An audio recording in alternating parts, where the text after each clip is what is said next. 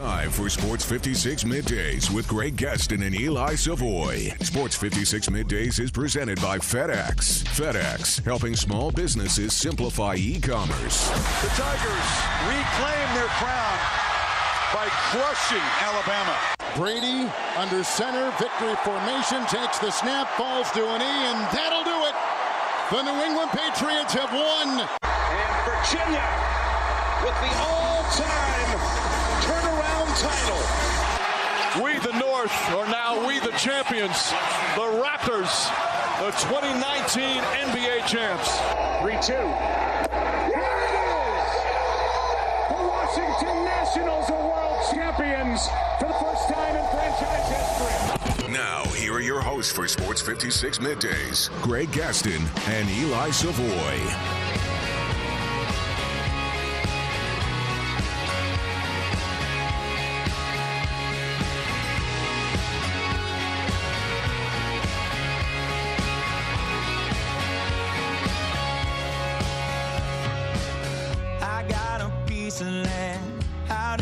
Countryside, lay back and smell the sun, warm up the Georgia pie.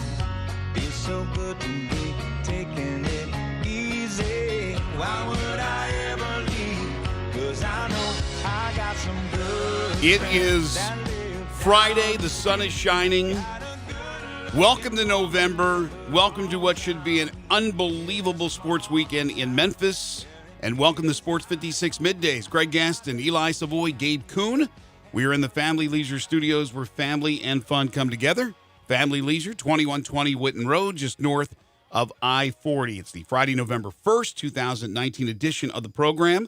Sports 56 Middays delivered each and every day by our title and presenting sponsor, FedEx. Visit FedEx.com/e-commerce to see how FedEx can help you start, grow, and efficiently manage your business. Hope everybody had an outstanding Thanksgiving, Halloween last night as the little... I did hand out turkey. As the little ghosts and goblins made their way through selective neighborhoods around the area. Driving around, I went over to my son and daughter-in-law's house with my two grandchildren, and they were out for a little while. It was cold out there. You need to bundle up just like it will be tomorrow morning for game day down on Beale Street, and tomorrow night for the Tigers and SMU. But that's why they make winter coats and hats and scarves and gloves and all that good stuff. So we got a lot going on the program today. Of course, we'll talk about tomorrow's huge day in Memphis and the announcement this morning that it is a sellout. The game is a sellout. The final 1,000 tickets purchased by Ashley Home Store, and they're going to be giving away tickets. Those 1,000 tickets today, they're going to be giving them away. We're going to tell you how you can get tickets in just a moment. Also, Sean Devaney is going to join us to talk some NBA at 10:30, NBA writer for Heavy.com and Forbes Sports. John Varlas at 11 o'clock in his weekly time slot to talk some prep football. We are just about to the postseason. I think this is the final week of the regular season. Is that correct, Eli? It is indeed. So the postseason is on the horizon. Our good friend Brevin Knight at 11:25, Grizzlies television analyst, former NBA guard. He'll join us as the Grizzlies have 3 straight home games coming up, including a game tomorrow night against Phoenix, Monday night against Houston, Wednesday against Minnesota. And then at 12:25, we'll shift gears, talk some Tiger hoops.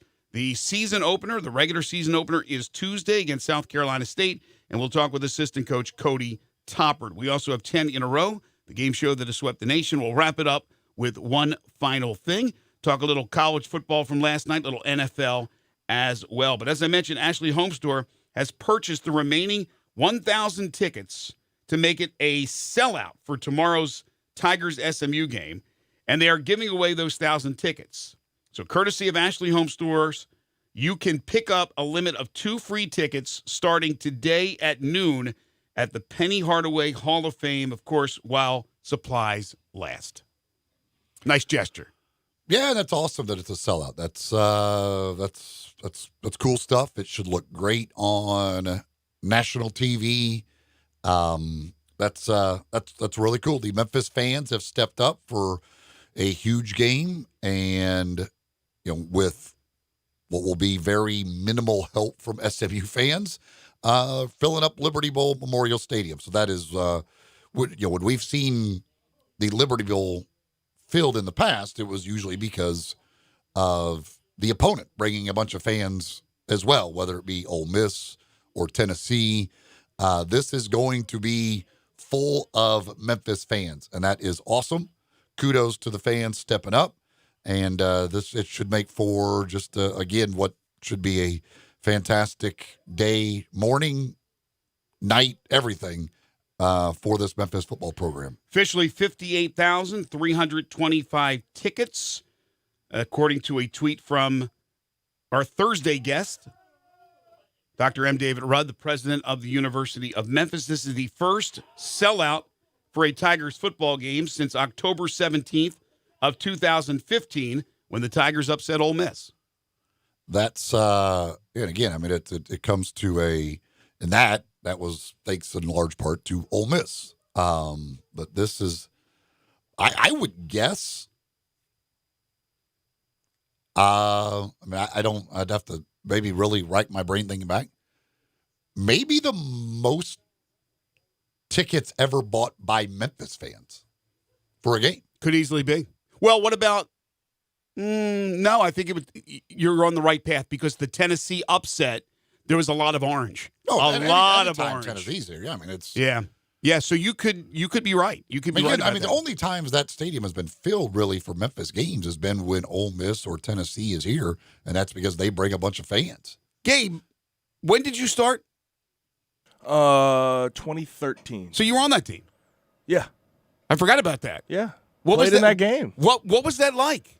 With a sellout, with playing in front of a sellout as opposed to 35, 30, 40? I mean, getting, upwards of 55,000 fans in that stadium, it actually becomes a pretty substantial amount. I mean, it's not a joke. It gets really loud in there when you have it to capacity. I mean, it's old pro stadium, so I mean, when there's 35,000 in there, it can get pretty loud. Can, I mean, you add another 20,000 people on top of that, especially when they're all for one team.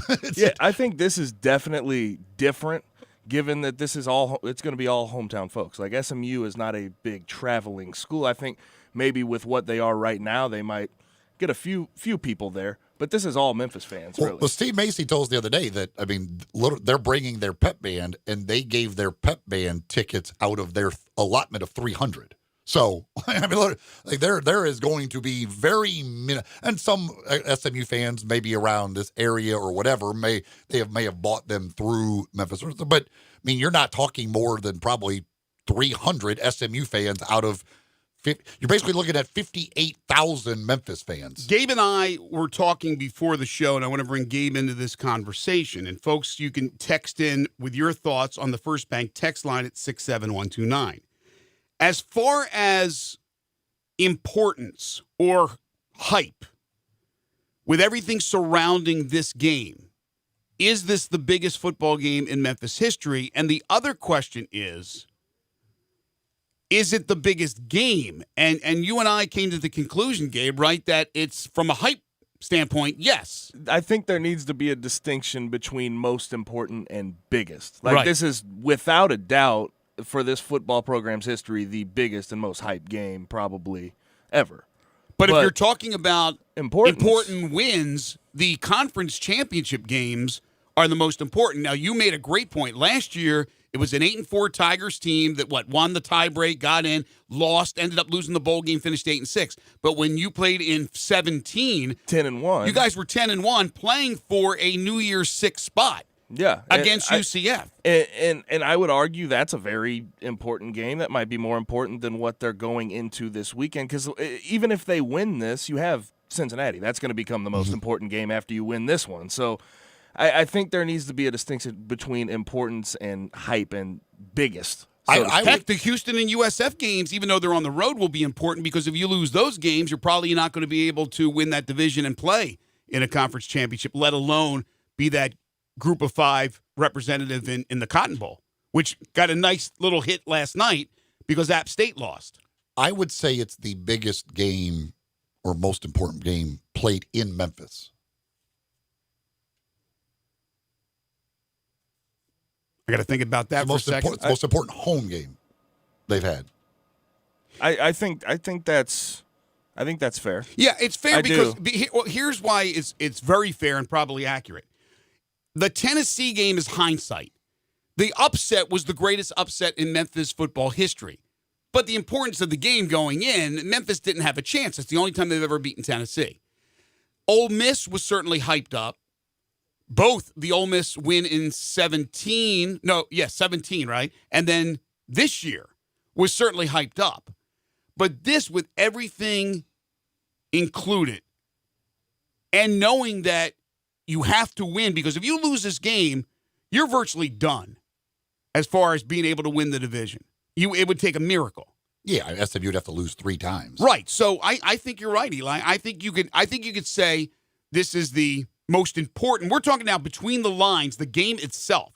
As far as the hype and everything that goes around it, the national TV audience and all that, I think it's absolutely the biggest game in Memphis football history. But the importance of the game itself, just the game itself, I think you can make that argument. I don't think it's more important than the 17 championship game.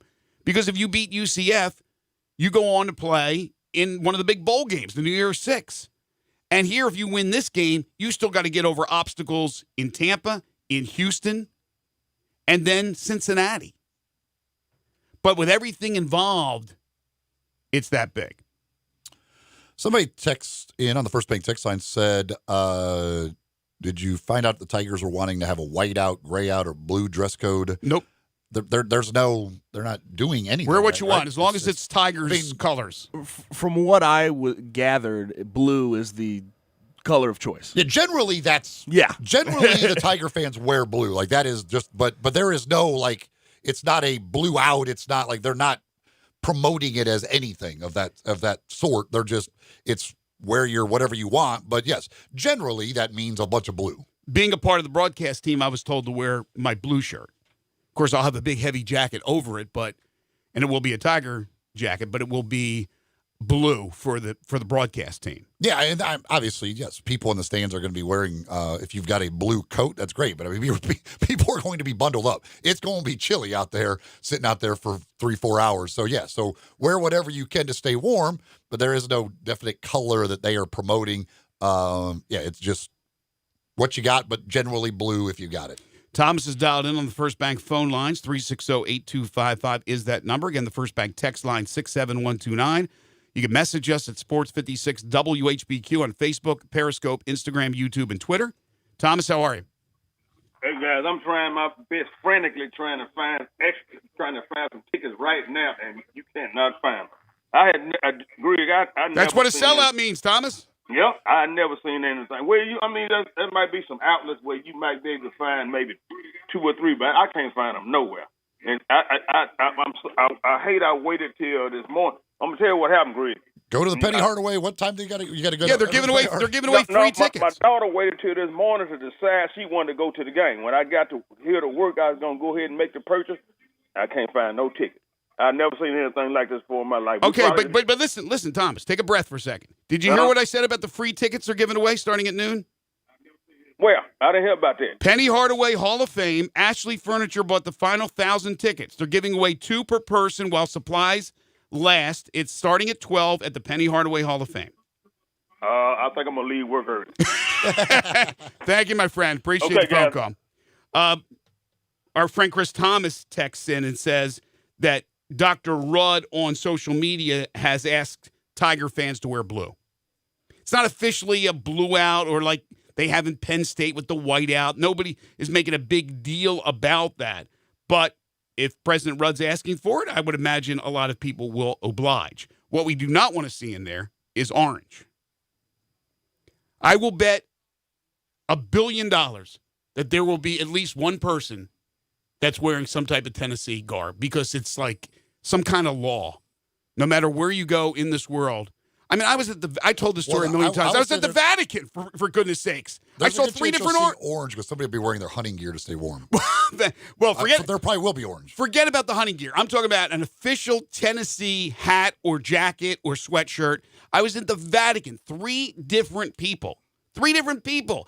I was on a boat in San Francisco going to Napa Valley, Tennessee. It's always there, but hopefully it's few and far between. And by the way, also for Thomas or anybody else out there, I mean, you can go to StubHub, and there are a ton of tickets on StubHub starting at like $15. Right, I figured there would be on StubHub. I mean, but he's looking to purchase from the university. He doesn't have to worry about that. All he has to do is get in line for the free tickets. Again, while supplies last. Hundreds upon hundreds of tickets under $20 on StubHub.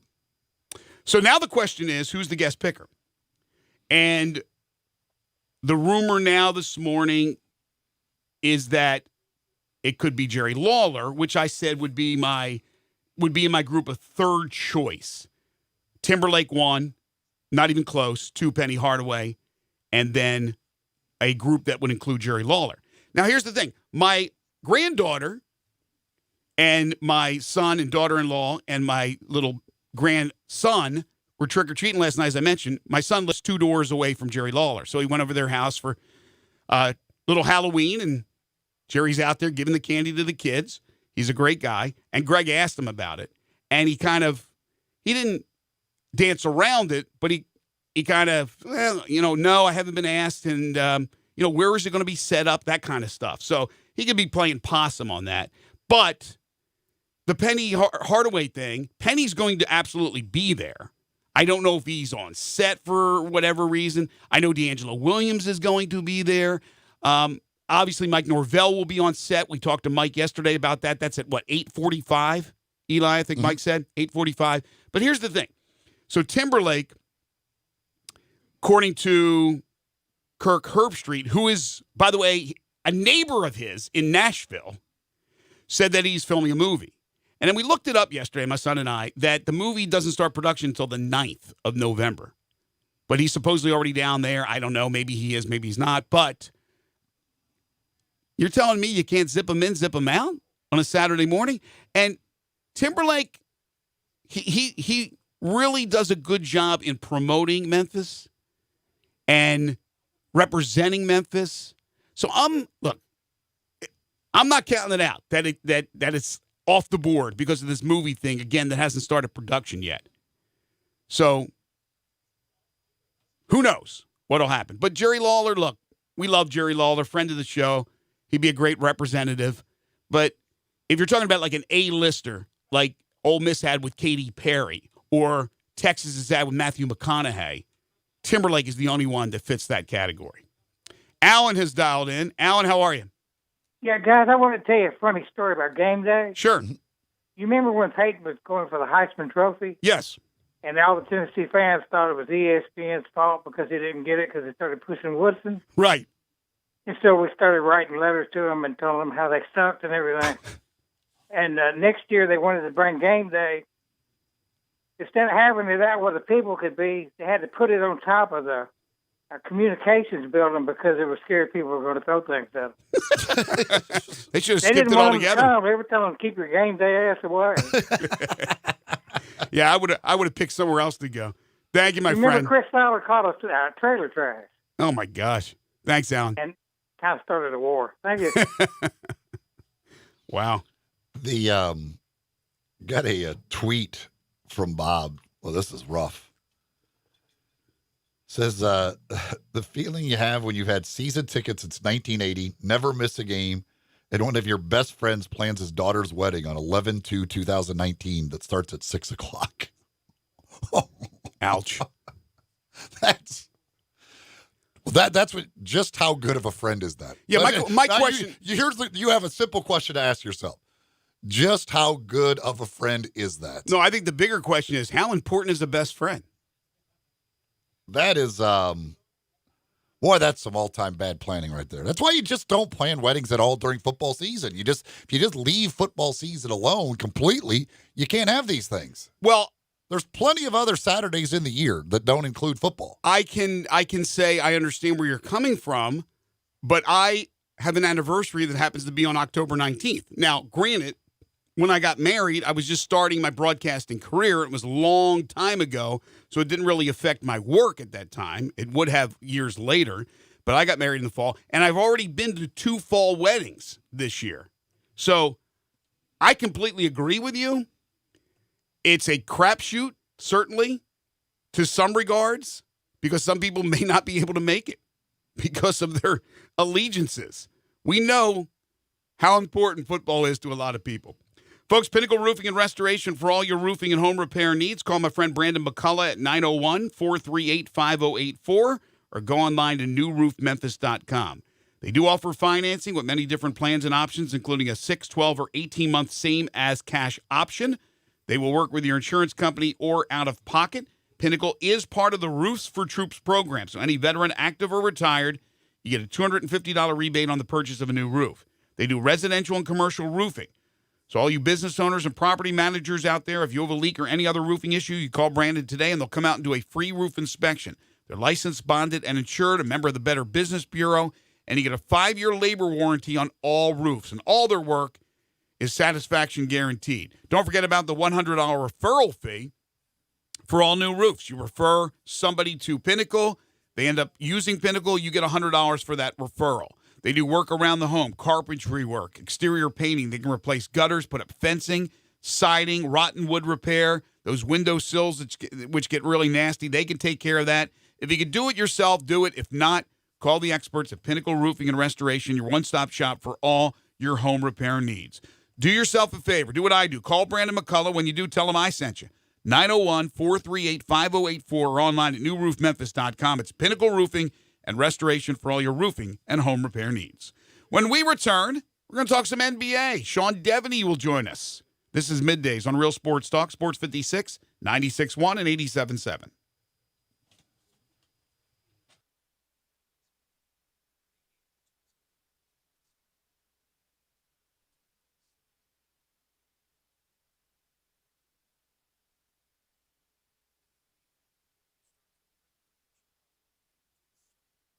Listen online anywhere, anytime at sports56whbq.com.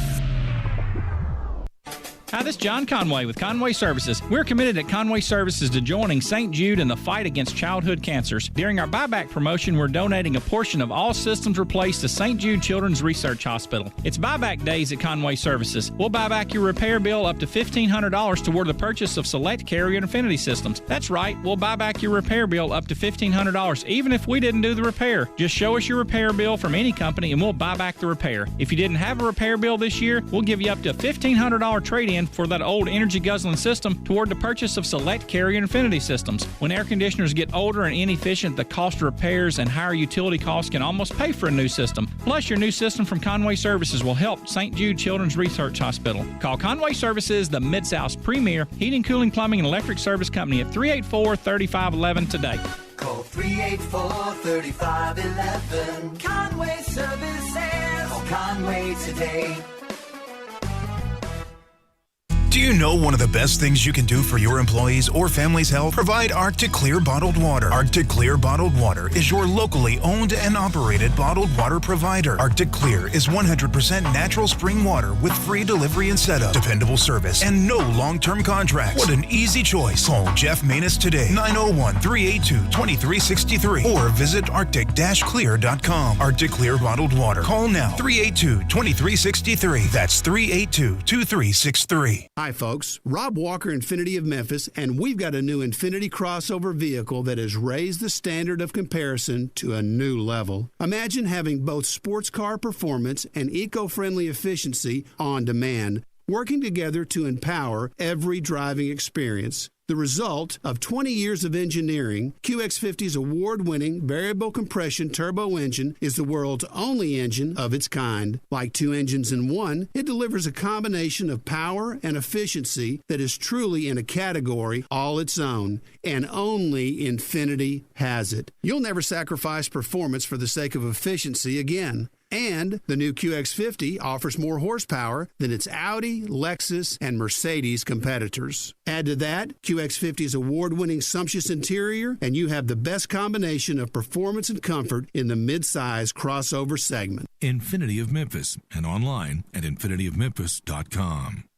Right now, the Home Depot makes replacing your old carpet easy with more styles and colors to choose from. There's no better time to buy, with free installation on any carpet purchase of $499 or more, all by licensed local pros, backed for life. Today is the day for doing and saving with free carpet installation only at the Home Depot. More saving, more doing. For a limited time, $4.99 minimum purchase required. Typically $6.99. For license information, visit homedepot.com/license numbers. Valid through November 6, 2019. Got something you want to get off your chest? You better have a backup plan. Want to join the conversation? Someone needs to tell him he has to grow up. Join us on the First Bank phone lines at 360-8255 or the First Bank text line at 67129. Now, back to Sports 56 Middays presented by FedEx. Here once again are Greg Gaston and Eli Savoie. Let's do it.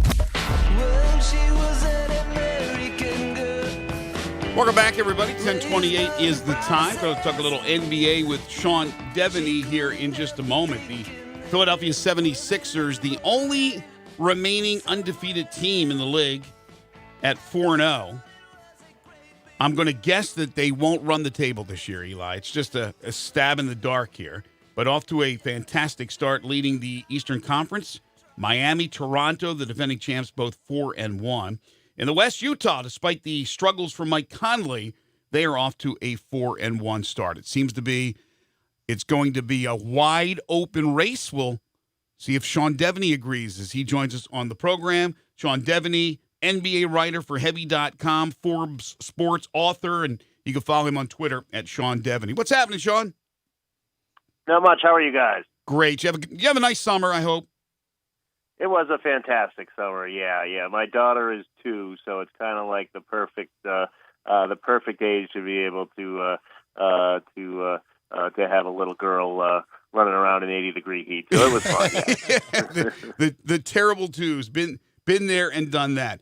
All right, so would you agree with me? Obviously, we've had the run of the Golden State Warriors and the dynasty that they became, and it seemed like it was pretty predictable when we would do our preseason thoughts and predictions of the season coming up. It would be, Golden State's going to win it, Golden State's going to win it, Golden State's going to win it. Now, it seems to be wide open. I'm not saying every team in the league has a chance, but, Sean, I think this is going to be very competitive and a lot of fun. Yeah, and you're right in that it makes it a little extra fun just because the last 5 years have been, you kind of knew who was coming out of one conference, and for a while there we pretty much knew who was coming out of the other conference. So that did sap some of the intrigue out of the whole thing. But I think even at this point of the year, you already have excitement. You already see some teams. Maybe surprising, maybe giving fans a little bit of hope. Obviously, Philadelphia is the class of the Eastern Conference right now, and probably will be for much of the year.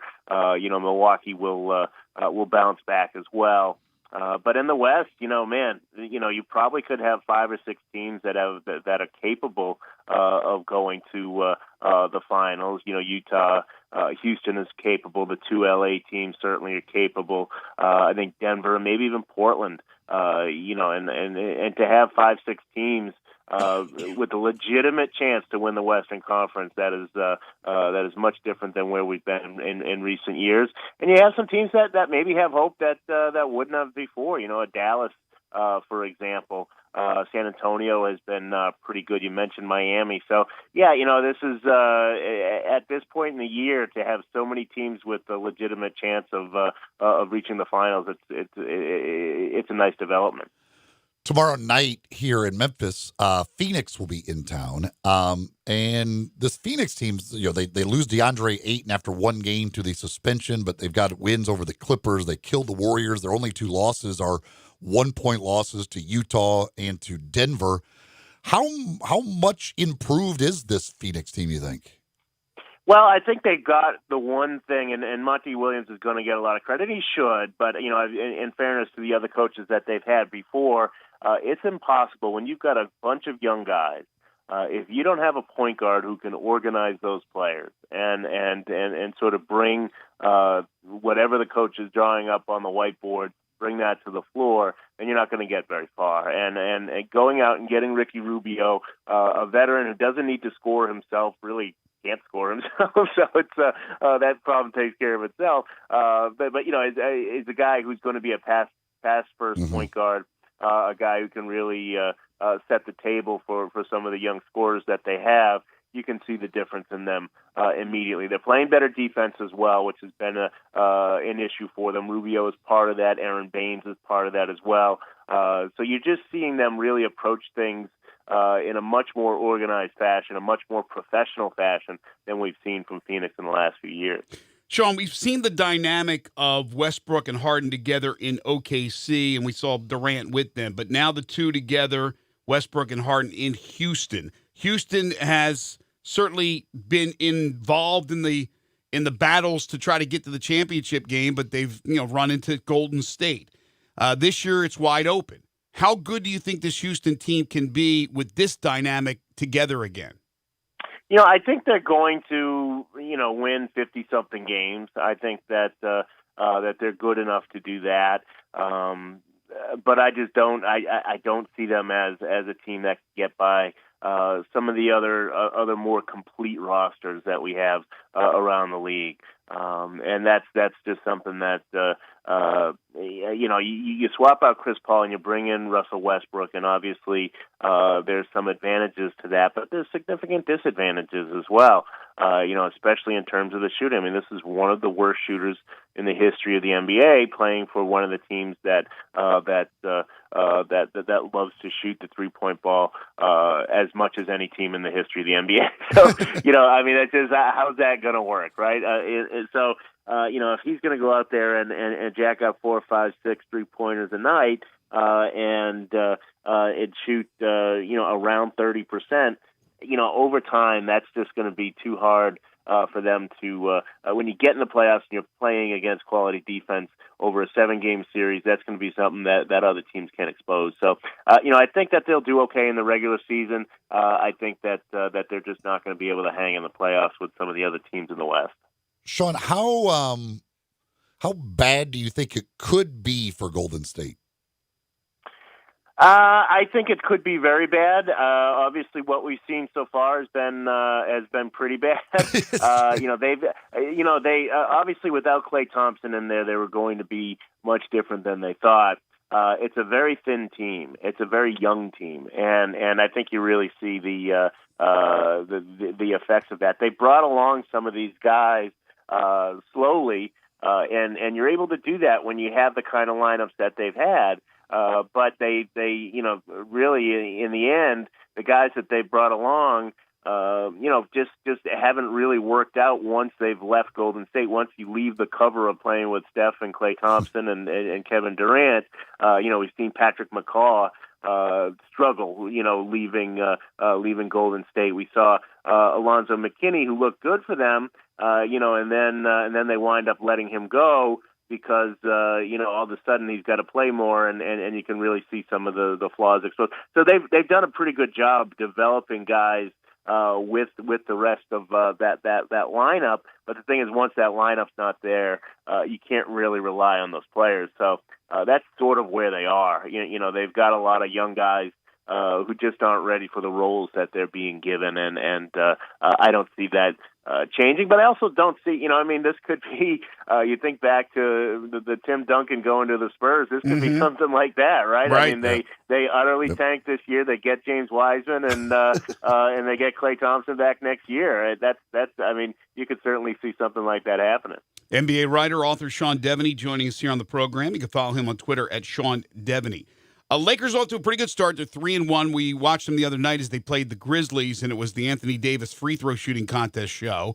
But it seems like LeBron has deferred to Anthony Davis. I know it's still LeBron's team, but Anthony Davis is the number one, and he's the 1B, and it doesn't seem like he has an issue with it because he knows that Davis has to be a monster for them to have a chance.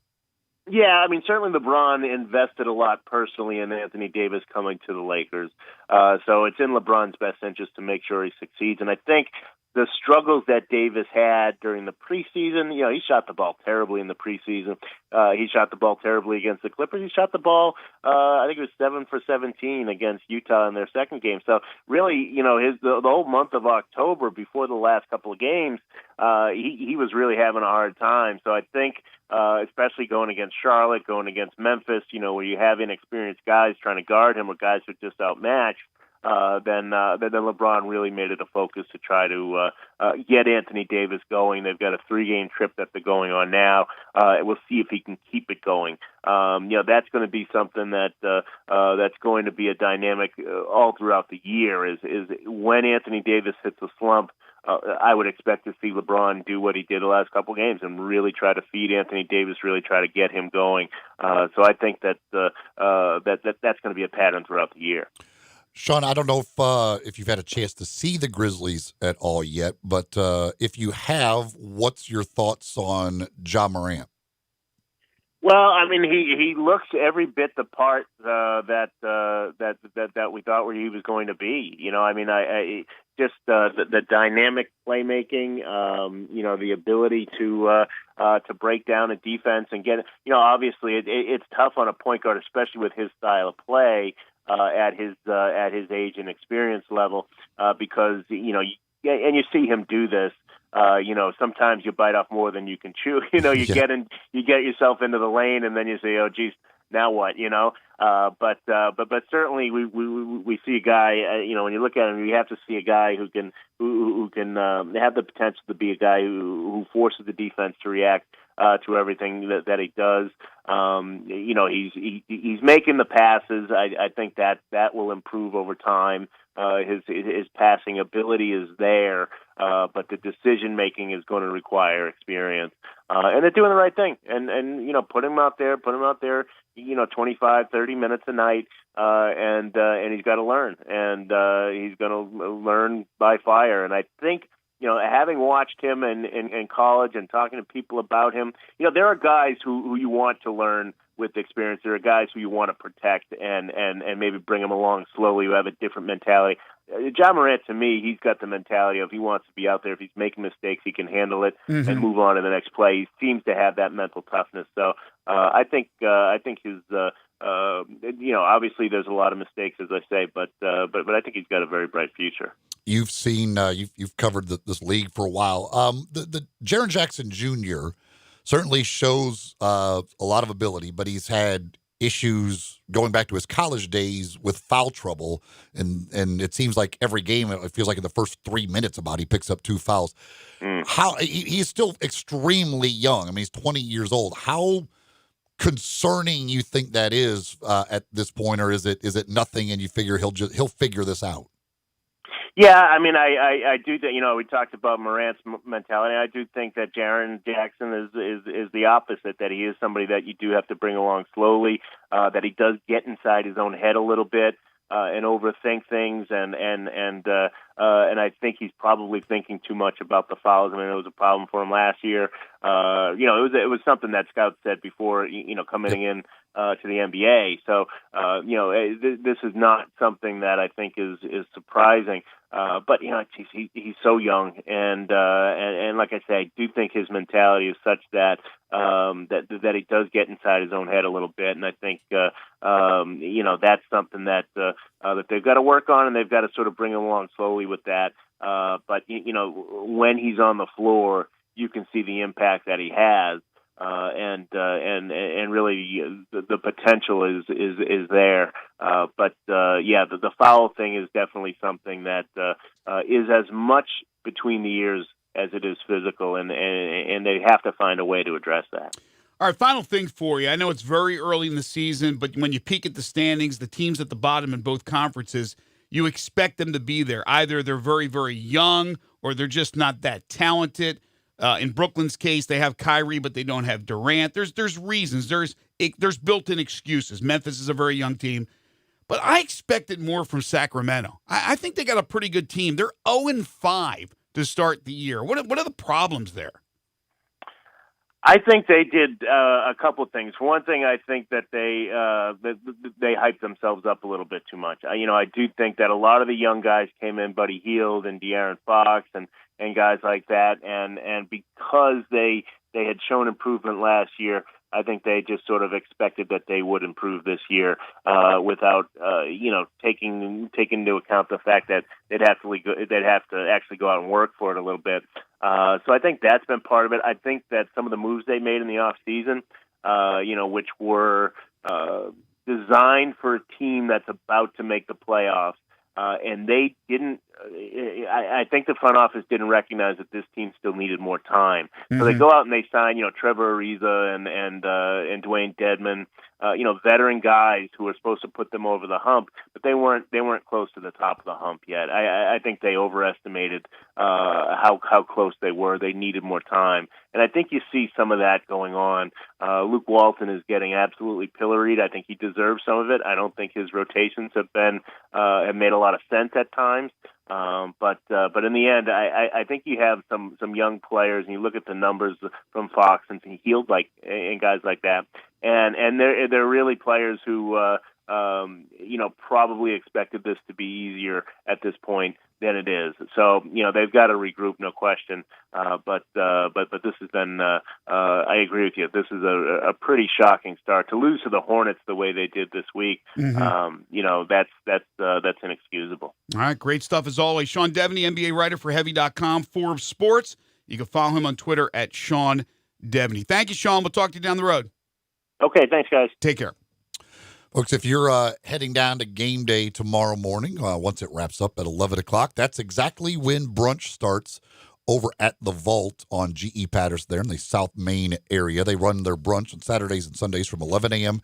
until 3 p.m., so you get down there, you wrap up game day, maybe you want to get a little food in you for the rest of the day, head on over to the Vault. They got a great brunch menu, which includes the crab cake Benedict, the bananas Foster French toast, the chicken and waffles, the seafood omelet, breakfast sandwich, all kinds of different options on the brunch menu. And, of course, while you're there, you can enjoy some more drinking along the way. And they've got TVs to watch all the games, including every booth at the Vault has its own TV with its own remote. So any game that you want to watch, you can certainly get it on the TV if you sit in one of the booths there. But they've got TVs everywhere with all of the different games on. So once game day wraps up, you can head on over to the Vault, get some great food, have some drinks, and watch the games as they get underway at 11 o'clock. Brunch again from 11 to 3, Saturday and Sunday at the Vault, 124 G.E. Patterson. All right, when we come back, a little college football and NFL from last night. This is Middays on Real Sports Talk, Sports 56, 96.1 and 87.7.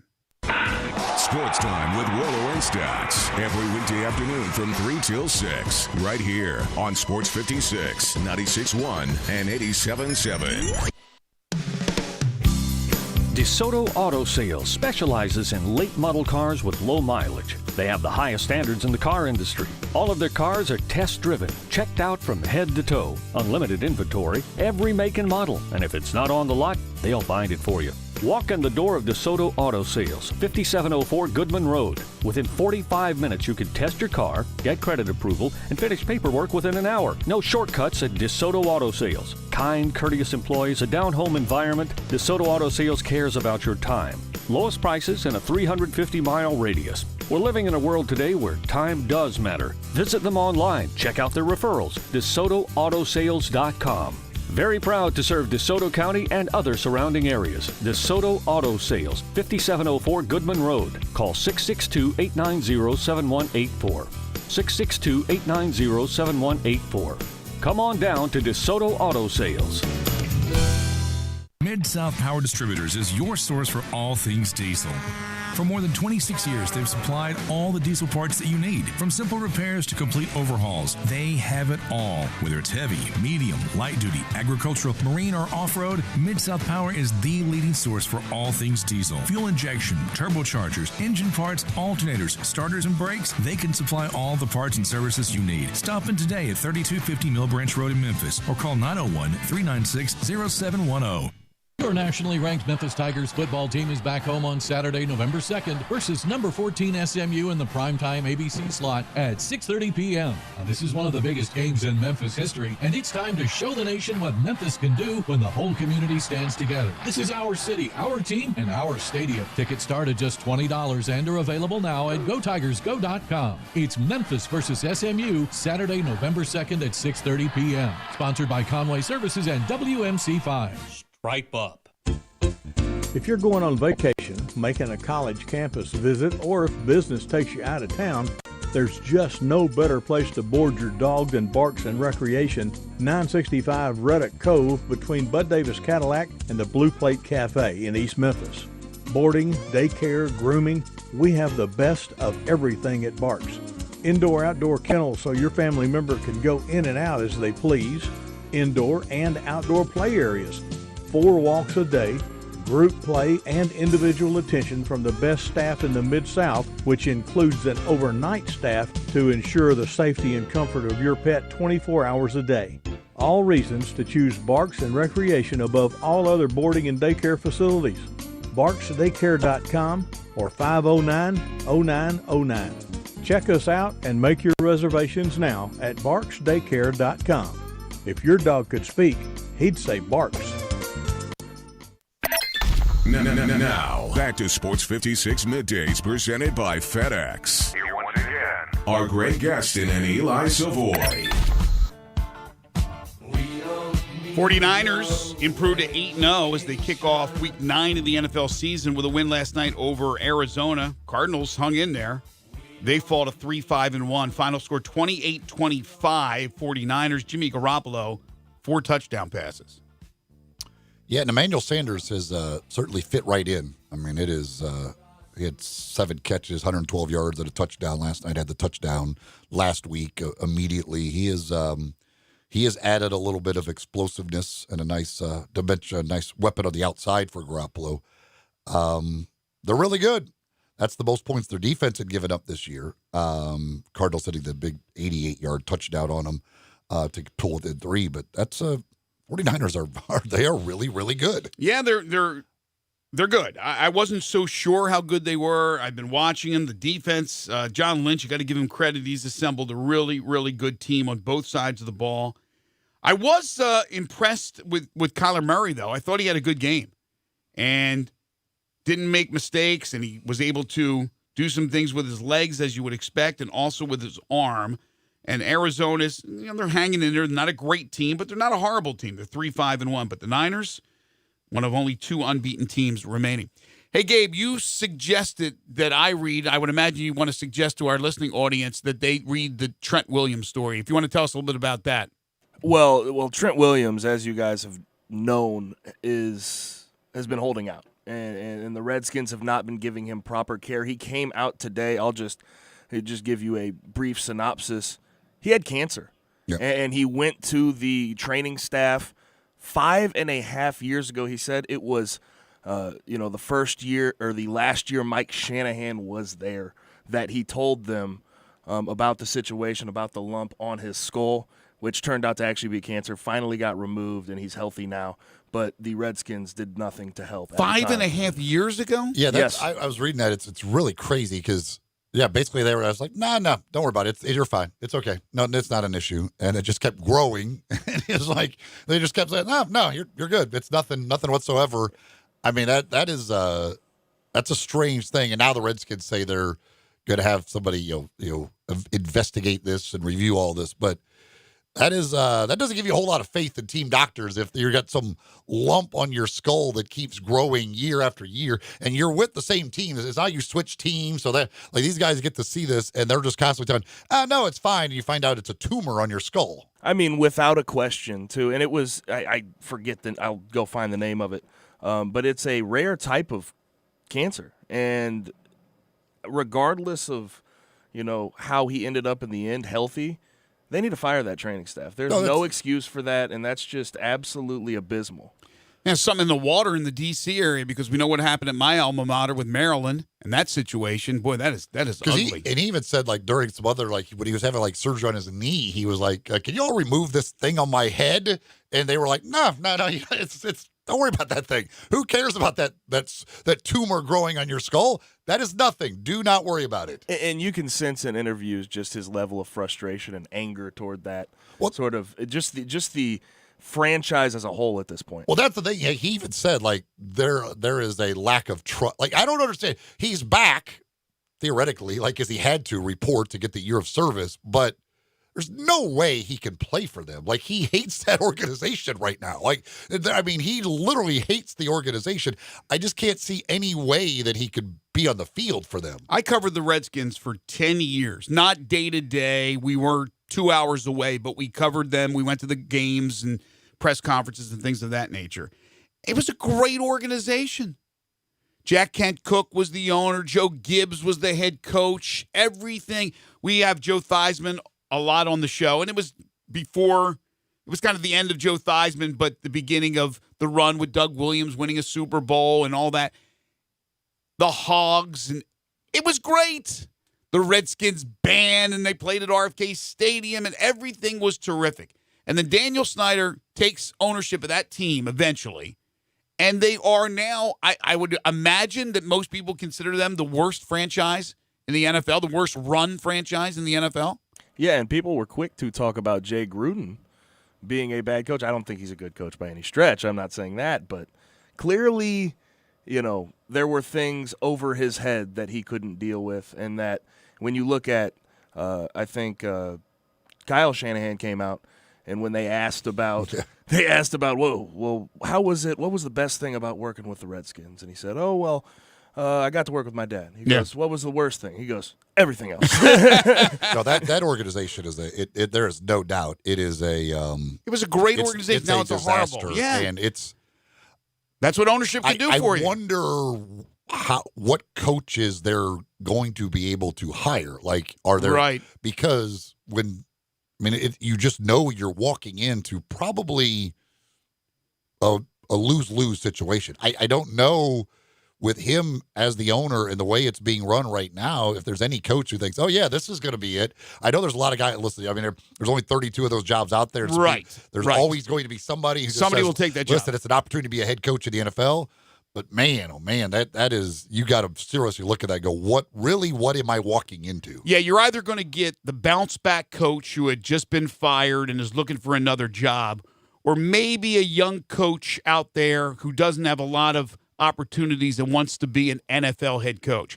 But you're not going to get the former coach, broadcaster now, who's happy and getting fat in his new job to leave to go to that dumpster fire. They may go somewhere else, but they won't go to that dumpster fire. And you're not getting another head coach who had just recently retired or is out of a job right now but still wants to coach to jump right in there if they've had success and they have a nice little nest egg put away. They're not going to go because they know the problems, the bad leadership of Daniel Snyder. Let me tell you, it really tears me up to see the Redskins organization in shambles. I shed a tear every night before bed. I say a prayer for Dan Snyder and the Redskins, hoping they get things straightened out there. And it really just it tears me apart to see that organization. I hate to see you feel that way. College football last night. Hope the Cardinals never get to that situation. Then I would be really distraught. Georgia Southern, for the second straight year, knocks off Appalachian State as a ranked team. App State came in at number 20. They got South Carolina coming up, and they were looking ahead. No, they just lost. Georgia Southern beat them 24-21. They dropped to 7-1, and that will end it for them. Even with a win over South Carolina, that will end it for them. That's a horrible loss in the scheme of things as far as being the Group of 5 representative in the New Year's 6. Also, Baylor, they stayed unbeaten. They moved to 8-0. They did not look good in doing so, but the 12th-ranked team in the nation edged a young West Virginia team trying to rebuild 17-14. How about the call by the announcers, though, in that game? When West Virginia lining up for the game-tying field goal, 3:39 left, they start talking about how many field goals Baylor has blocked. And literally right before the snap of the football, I think it was the color guy who said they consider themselves the best at blocking kicks in America. Boom, blocked the field goal. I was like, whoa, that is unbelievable. Right on cue. I'm like, that is the greatest thing I've ever seen. Like, literally, the last words said were they consider themselves the best at blocking kicks. There's a snap. Kicks blocked. Okay, well, they're right on. They have nailed it because, man, that's impressive stuff. It was the undefeated night last night. You had Baylor, the 49ers, and App State all undefeated, all trying to stay undefeated last night. They went 2 out of 3. So the crew for the Baylor game, was that the Adam Amin group? Yeah, I guess it was. Which would include Matt Hasselbeck and the guy who's McAfee. McAfee, who last week was the guest picker at South Dakota State and will be in Memphis, is coming for game day. They are going to make him a permanent part of game day. He is too entertaining not to. He is entertaining. We're pretty entertaining as well. When we come back, hour 2 of the program, John Varlas, he's entertaining. He'll join us to talk some prep football. 11:25, Brevin Knight from the Grizzlies television broadcast team. He'll join us.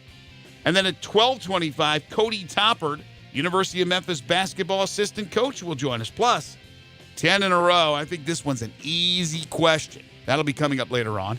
Keep it right here. No need to go anywhere. This is Middays on Real Sports Talk, Sports 56, 96.1, and 87.7.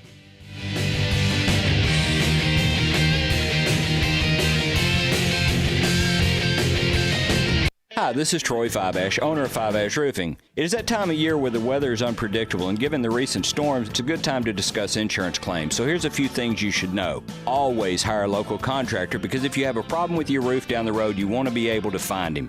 Never allow anyone to pressure you into signing a contingency contract. They're used as sales tools, making you feel committed, and the truth is, those contracts are not worth the paper they're written on. Be careful of door-knocking salesmen. Some are reputable, but many are not. They canvass the neighborhood and tell everyone to file a claim, working the percentages and not caring if you file a claim even when they know the likelihood of it being approved is low. Some will even damage your roof, hoping to convince the adjuster it's storm damage. That's fraud, and contractors have gone to jail for that. So do your research and know who you're hiring. Five-Ash Roofing, the official roof of the University of Memphis Athletic Department. Fair, honest, and ethical. 367-0050 or memphisroofer.com. Five-Ash Roofing, it's what we do. We're here for you. There's a new commissary in town in Collierville. Germantown Commissary is doubling. Yeah, they're still going to have the old Germantown Commissary by the tracks, but now there's a huge new Germantown Commissary in Collierville at Poplar and Houston Levee Road. It's huge, too. There's a drive-through. There's plenty of parking. No telephone pole to get in your way. A cool patio. It's right by the track, so the tradition continues. And this is a tradition that's been around forever. That commissary is famous for hickory-smoked, slow-cooked Memphis-style barbecue. They've got a private party room at the new one in Collierville. Self-catering still continues. Party packs for $5.95. Basically, the great ribs, the great pulled shoulder, the great deviled eggs. Everything is there in Collierville and Germantown now. So there is now a Germantown and Collierville style of barbecue. It's called Germantown Commissary. Looking for a great place to deposit your money? Try First Bank. Competitive CD rates, a money market that moves with Wall Street prime and interest-bearing checking account options. Not to mention their friendly bankers who make decisions locally. To find out more, stop by one of First Bank's 3 local branches. 6482 Poplar Avenue, just east of International Paper.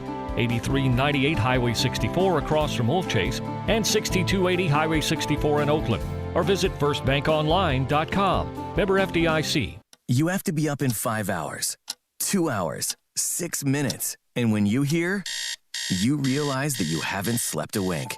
That's why there's ZzzQuil Pure Z's, a drug-free blend of botanicals with an optimal dose of melatonin, so you can fall asleep naturally with no next-day grogginess. It's available in both liquid and gummies, tastes great, and is non-habit forming. Pick up ZzzQuil Pure Z's from the sleep experts at Vicks ZzzQuil. ZzzQuil Pure Z's, naturally superior sleep. Available at retailers near you. Pop the top on your next party. 34 North Cocktails. Available in Memphis now. Great for football grove parties, around the hunting campfire, and when you get home, entertain friends. Pop a premium can of Barrel Thief. Tastes just like an old-fashioned Barrel Thief made with aged bourbon, bitters, a hint of orange, a touch of vanilla, 15% ABV. Then, for you vodka lovers, try Sneaky Pucker, a refreshing lemonade premium vodka cocktail, 12.5% ABV. Made with super premium vodka, lavender, simple syrup, and lemonade. Delicious and smooth. Let the party begin with 34 North Cocktails.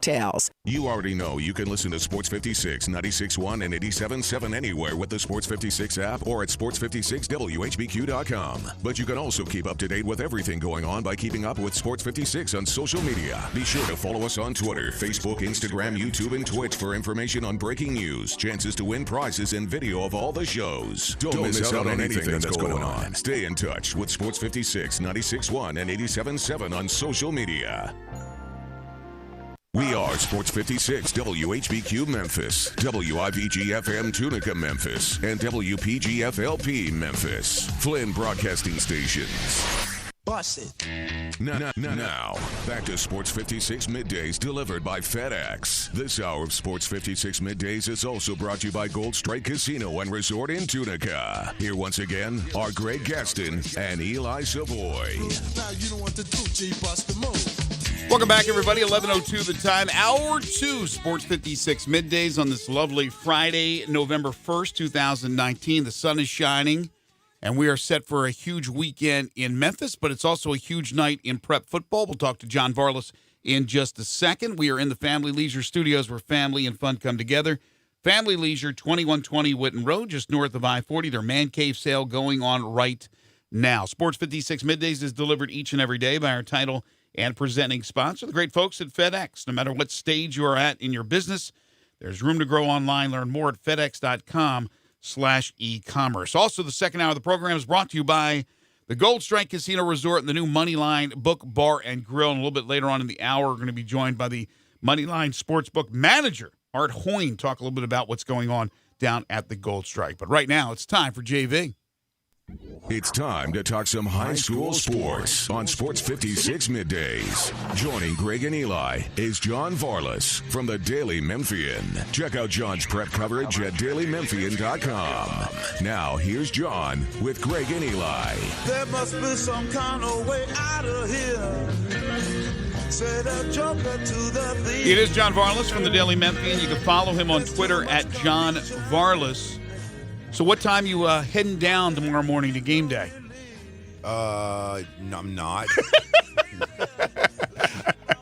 You got enough work tonight, man. Well, yeah, that's not my kind of thing. I mean, that's I think I'm out of the demographic for game day. I think I'm probably a little too old. And I think I am too. And I got. You're never too old, John. Come on. Well, here's the thing. If I don't want to come off like I'm trashing game day. It's a great experience and all that. I'm glad it's here. But, Beale Street that early in the morning, crowds, it's not going to be, it's going to be cold. Doesn't sit well with you. There's nothing about it that sounds appealing to me. And yeah, frankly, I'm going to be sleeping. And, if they had it at 1 o'clock in the afternoon, I'd probably still be sleeping, to be honest with you, because I'm not going to get to bed until really, really, really late tonight. So, yeah. Tell us how you really feel. He speaks the truth, but I understand where he's coming from. I do. I mean, it's a great thing for the city, and I think I told you this off the air, or maybe I told somebody else. I had no idea game day was as big a deal as it apparently is. It is very much. I don't follow. I mean, I'm not going to pretend like I follow college football as closely as you guys do, but I follow it pretty closely. And I had no idea that game day was as big as it is. So it's awesome. I'm glad it's here. I'm glad everybody's going to have a great time. It should be a great game, but let me yeah, with because Friday night's is your big night. Yeah, Saturday morning is probably not your ideal thing. John Hart, and I'm not surprised by John because John is going on 18 years of age. He says, you all are crazy. I'm going with like 50 people from 15 to 80, ages 15 to 80. Bloody Mary party at 6, then we're going to party in the AM on Beale. I did not expect anything less from John Harden. He's gonna cover for us. John Hart is gonna party for all the rest of us. See, I don't think I even know 50 people that I could go anywhere with. You know what I mean? I understand. Come on, John. Come on, John. You asked this question on Twitter, and I'll throw it out there on the radio show. You said, how many guys from Memphis have played football at Notre Dame? And you say you've got a few. Yeah, got Willie Fry from Northside, of course Chuck Lanza from Christian Brothers, who played with the Steelers, and then Antoine Wellington from Tresvant, who's now the Tresvant coach. He played at Notre Dame. Matt Shelton from Collierville, remember him? Speedy wide receiver, and Dante Vaughn from Whitehaven, the great defensive back who's up there now at Notre Dame. And that's just the kind of odd trivia that runs through my head at random hours. So that's the 5 but you don't know if right now you're asking if there's any more. If there's any more. If anybody knows, 67129. Anybody before Willie Fry, he was like mid-70s. So anybody before that, if any of the old timers go back, Stats, if you're listening, Stats probably knows if there's anybody that's that played at Notre Dame besides the ones I mentioned. Sure. These are the questions you could go down to game day and throw at the Bear or Lee Corso. See if Make they a know. sign. See if You they, can make a sign. See if they have this information for you. These are things you could use game day for. Lee Corso. I was thinking there's nobody with Notre Dame ties on the show. Do we know who's going to be the guest picker yet? No, we do not. No, but it's now starting to. The rumors are that it'll end up being Jerry Lawler. I'm still holding out that Timberlake they'll zip him in. He'll do the picks. They'll zip him out. See, that's another thing. I mean, and I asked this on Twitter yesterday. Why do you guys think everything in Memphis has to be tied into wrestling somehow? I mean, it's a big deal. Can't game day stand on its own merits and maybe get a picker that's not tied to wrestling? The Grizzlies have wrestling night. I mean, isn't a Grizzlies game an NBA game with NBA players, the best players in the world? Isn't that show enough? I mean, nope. It's not. It's not. Hey, you can send those negative texts right to John Varlas. Leave us out of it. What it does, it just gives them another a group of fans that may not necessarily want to go watch NBA basketball, but will now buy tickets for that night. I mean, that's what it is for the Grizzlies. And for game day, it's the game day. In the end, they're looking for the biggest name they can get that will attract maybe more eyeballs and maybe a few different eyeballs. And maybe Jerry Lawler gives them some different eyeballs. Who is still relevant? They're looking for somebody who's still relevant. You can and Jerry's still out there doing the shows and all that. But I'm with you as far as the wrestling is concerned. Aren't we more known for our music than for our pro wrestling? I would think so. But is there anybody that fits? Yeah, I mean it's a tough call. I mean, you have various rappers out there that are really popular nowadays, but I don't know if they resonate with, a wider audience like Jerry Lawler would, or you say Justin Timberlake. I mean, Justin Timberlake's he would international be the worldwide star. Yo Gotti, far the biggest. You don't think Yo Gotti and Lee Corso hang out? Well, they probably don't hang out. The other thing I've always because I guarantee you we'll see it tomorrow. At what point in the evolution of Memphis do we get to a point where you can have a big event like this and there isn't anybody dressed up like Elvis? Do we ever get far enough away where he is not somebody isn't dressed up like him? No, that's a good point. And here's another thing along those same lines. I mean, what is the over-under on how quickly one of the game day people will say walking in Memphis? Oh, yeah, no, that's... I think it's going to be 3 minutes. Well, it'll be probably a part of their open because literally they are right there next to Handy Park. I mean, they are right there at the spot, basically, that they talk about in the song. So, as a lifelong Memphian, I just, and I've been here longer than both of you guys, and I just wish there was a way that the city could somehow break through these things and just be known for the great people that are here and the great work that's being done here rather than these ancillary things like wrestling and songs and things of that nature. That's just my 2 cents. I hear you. All right. Well, tonight's the last night of the regular season. It is, and a lot of teams still shuffling for position to make the postseason. Give us the 2, 3, 4 of the most important games that you'll be keeping an eye on for tonight. Well, the game I'll be at, the Daily Memphian Game Day crew, is going to be landing in Eads, Tennessee, Clayton Field, Briarcrest Christian School, where the Saints, undefeated, 9-0, ranked second in the state in Division II AAA, will be hosting a one-loss MUS team, and that's going to be really important playoff implications in that one. Not obviously not just here locally for those teams, but for teams like Brentwood Academy and the other teams in the region, in the other part of the state. I think it's pretty clear for Briarcrest, if they win, they're the top seed. But if MUS wins, they have a chance to get up to the top seed, and then depending on other results, it could shuffle down, to where MUS conceivably could drop to the third seed. I was talking with Eli before we got started.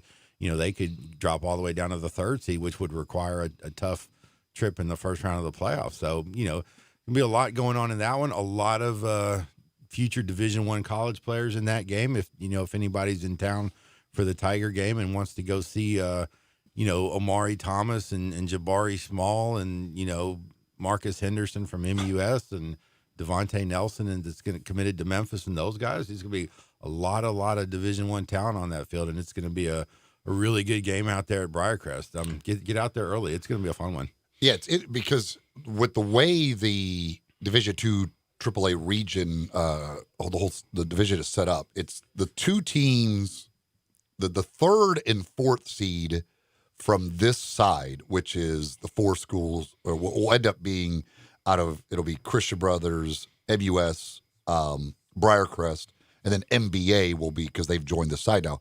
But the third and fourth seed, in all likelihood, are going to have to go to Chattanooga, because the two Chattanooga schools, Macaulay and Baylor, look like they're going to be the top two seeds on the other side. So for MUS, yeah, it could be, if they win the first seed and you're hosting somebody at the fourth seed for this side, or you lose, you may drop to the third seed, suddenly you got to go to Chattanooga for a game. And that's a big difference right there. Yeah, not only making the 5-hour haul to Chattanooga, but you're going to go and play one of the best teams in the state, once you get there. So that's, you definitely want to avoid that situation, but that's a big game. And did you report something, or I guess did somebody leave Brentwood? Did their running back leave their team or something? They did. It was he actually tweeted an announcement a couple of days ago. Yeah, I believe his name was Jordan James. I'm not. I just saw your thing about it. Right, he's whoever he was the big running back at Brentwood Academy, the big star running back. And he tweeted an announcement that he was withdrawing from school. He didn't say where he was going. He didn't say why. He did say, please respect my decision, like everybody does. But yeah, so that will apparently leave Brentwood Academy without, apparently one of their better players going forward. So they may miss the playoffs. They've won 4 straight titles, I think it is now. Yeah, and there's a good chance they're going to miss the play. They're not going to make the playoffs, but. That is one of the most all-time weird timing things. Well, right before the final week of the regular season, you say, I'm done. I'm out. We're going to start seeing this in high school, like we see in college where they skip the bowl games. They're getting ready for the NFL. This kid's getting ready for college, so he's going to get rid of his appearances in the final game so he can, work on academics to get his degree? I'll even top that. I think it was maybe last year, I saw this kid who was in middle school, and he had posted – or someone in his someone in his camp had posted the list of high schools that he was considering attending. so they tweet out this logo and I don't know, I don't remember which schools it was, so I'm just going to throw some out. It had like a Briarcrest logo and a Ridgeway logo and a Whitehaven, whatever. Those might not be the schools, but you get the point. So he was. Apparently had so we're going to start having lots of people on edge waiting for his high school decision. So we're going to start having them like a press conference where they've got like high school hats in front of him, and we got this 8th grader picks one up, puts it on, and throws it away. Didn't Andre Allen do something similar when he was making his high school choice? I thought there was something about Andre Allen. I was like, because I remember he was in 8th grade, and it was like a big deal about where he was going to go to high school. But Gabe, did you have a big ceremony to decide what high school you were going to go to? Absolutely. I went public. But I always enjoy the hashtag blessed Twitter. The blessed, yes. Twitter committals. They're all blessed, yes. Did you get a lot of offers from the private schools? No, not one. Not a one. Okay. That's a new one. Yeah, we're having selection press conferences for what high school. Maybe we'll get down to like what middle school. Maybe they can start doing that. Like I'm going to decide what middle school I'll go to today. Well, it all just trickles down, and it's the good end. I mean, there's a lot of good that trickles down, but there's also a lot of bad. But yeah, getting back to Greg's original question, and I know we have our Covington guy that checks in regularly. Actually, Covington is in an extremely interesting situation this week. Now check this out, guys. They were about a month or so ago, they were undefeated, and they were ranked number 2 in the state in 3A behind Alcoa. But going into the final week of this regular season, they find themselves in a 4-way tie for second place in that region with McNary Central, Martin Westview, and I believe Milan. All 4 of those teams are 2-2. So conceivably, if things break the wrong way for Covington, they could miss the playoffs after being undefeated and ranked second in the state about 3 or 4 weeks ago. They play McNary Central tonight on the road. McNary Central's a really good team. It's a matchup of 2 7-2 teams. And obviously it's a must-win game for Covington, which, was in the state championship game last year in 3A, losing to Alcoa. And like I said, they were cruising along there pretty good, but now they're going to be playing for their playoff lives tonight in McNary Central. Somebody had texted and they asked if that game was still being played despite the storm damage in that area. Well, I'm not familiar with the storm damage in that area, so I would assume so. I haven't heard anything to the contrary. So hopefully everybody's safe up there. But as far as I know, it's still a go. Yeah, I think I saw a news story yesterday that area, Adamsville, and those cities around that area had moved the Halloween trick-or-treating because there was so much debris out there. And I don't know if they moved it to tonight or what have you, maybe Saturday night. I'm not sure of all the details, but I remember seeing a story about like storm debris that had rolled through here recently with the storms we had a couple of days ago. Cordova and Arlington. Is Cordova done for the postseason? What's their situation? They're not done, but it's, obviously they would have to beat Arlington and some other things would have to fall their way, with the exception of Houston at the top, which is locked into the number 1 spot, and Bartlett looks pretty good for the number 2 spot. They're the other 2 spots. 3 teams, competing for the final 2 spots, and it's just going to depend on results and a lot of situations. If this happens, then that must happen, kind of thing. Cordova's got to win. I mean, that's the bottom line. They have to win, and they've played a really tough schedule, and hats off to them for that. But in terms of the postseason, they've kind of left no margin for error at this point. You mentioned Bartlett. What a year! What a turnaround, right, for that program? Great turnaround. They went out this summer and went out and got a coach from Alabama who was a really successful coach. A guy named Lance Tucker. He had coached in state championships in his classification down there in Alabama. They went out and got him, and it's always kind of questionable when you bring in a guy from way outside the area, doesn't have any ties, whatever, right? And put him in a big school like Bartlett. But yeah, they've had a tremendous season, and everything is kind of clicked for them this year. They've got a really good defense. When you look at it statistically, they're one of the best defenses in town. And when in terms of 6A schools, they're the second best defense behind mighty Whitehaven, of course. So they've got a great defense. They've got a terrific wide receiver, a kid named DJ Jones, who's gotten a lot of well-deserved attention as the season has unfolded. A good, solid quarterback in Ty McNeil, and yeah, they're heading into tonight's game against Collierville with a 6-3 record. Their playoff spot is locked up, and this is actually the first time in, I want to say, maybe 10 or so years that Bartlett has actually won its way into the playoffs. They made the playoffs a couple of years ago when all the 6A teams made it, obviously. So they made it despite, not having a really good record. Right. But in terms of like winning on the field and earning their spot into the playoffs, it's the first time in a long time. Wow. Didn't know it was that long. Division II AA. Who are your playoff teams, and what does anything get determined tonight? Well, that's a lot of that is pretty much set. ECS is the top team. They will close tonight against FACS, and FACS's great quarterback Cole Putnam. I expect ECS to win that because I think they're just that good and that big and physical. Lausanne is started off a little slow, but it looks like they've kind of picked up momentum here late, and they're going to be a team to watch going forward in the postseason with Craig Cunningham and Kyle Lowe at quarterback, 2 good sophomores, and some of the guys they have on defense, Taven Davis at wide receiver. They're going to always be tough. Well coached with Kevin LaCastro.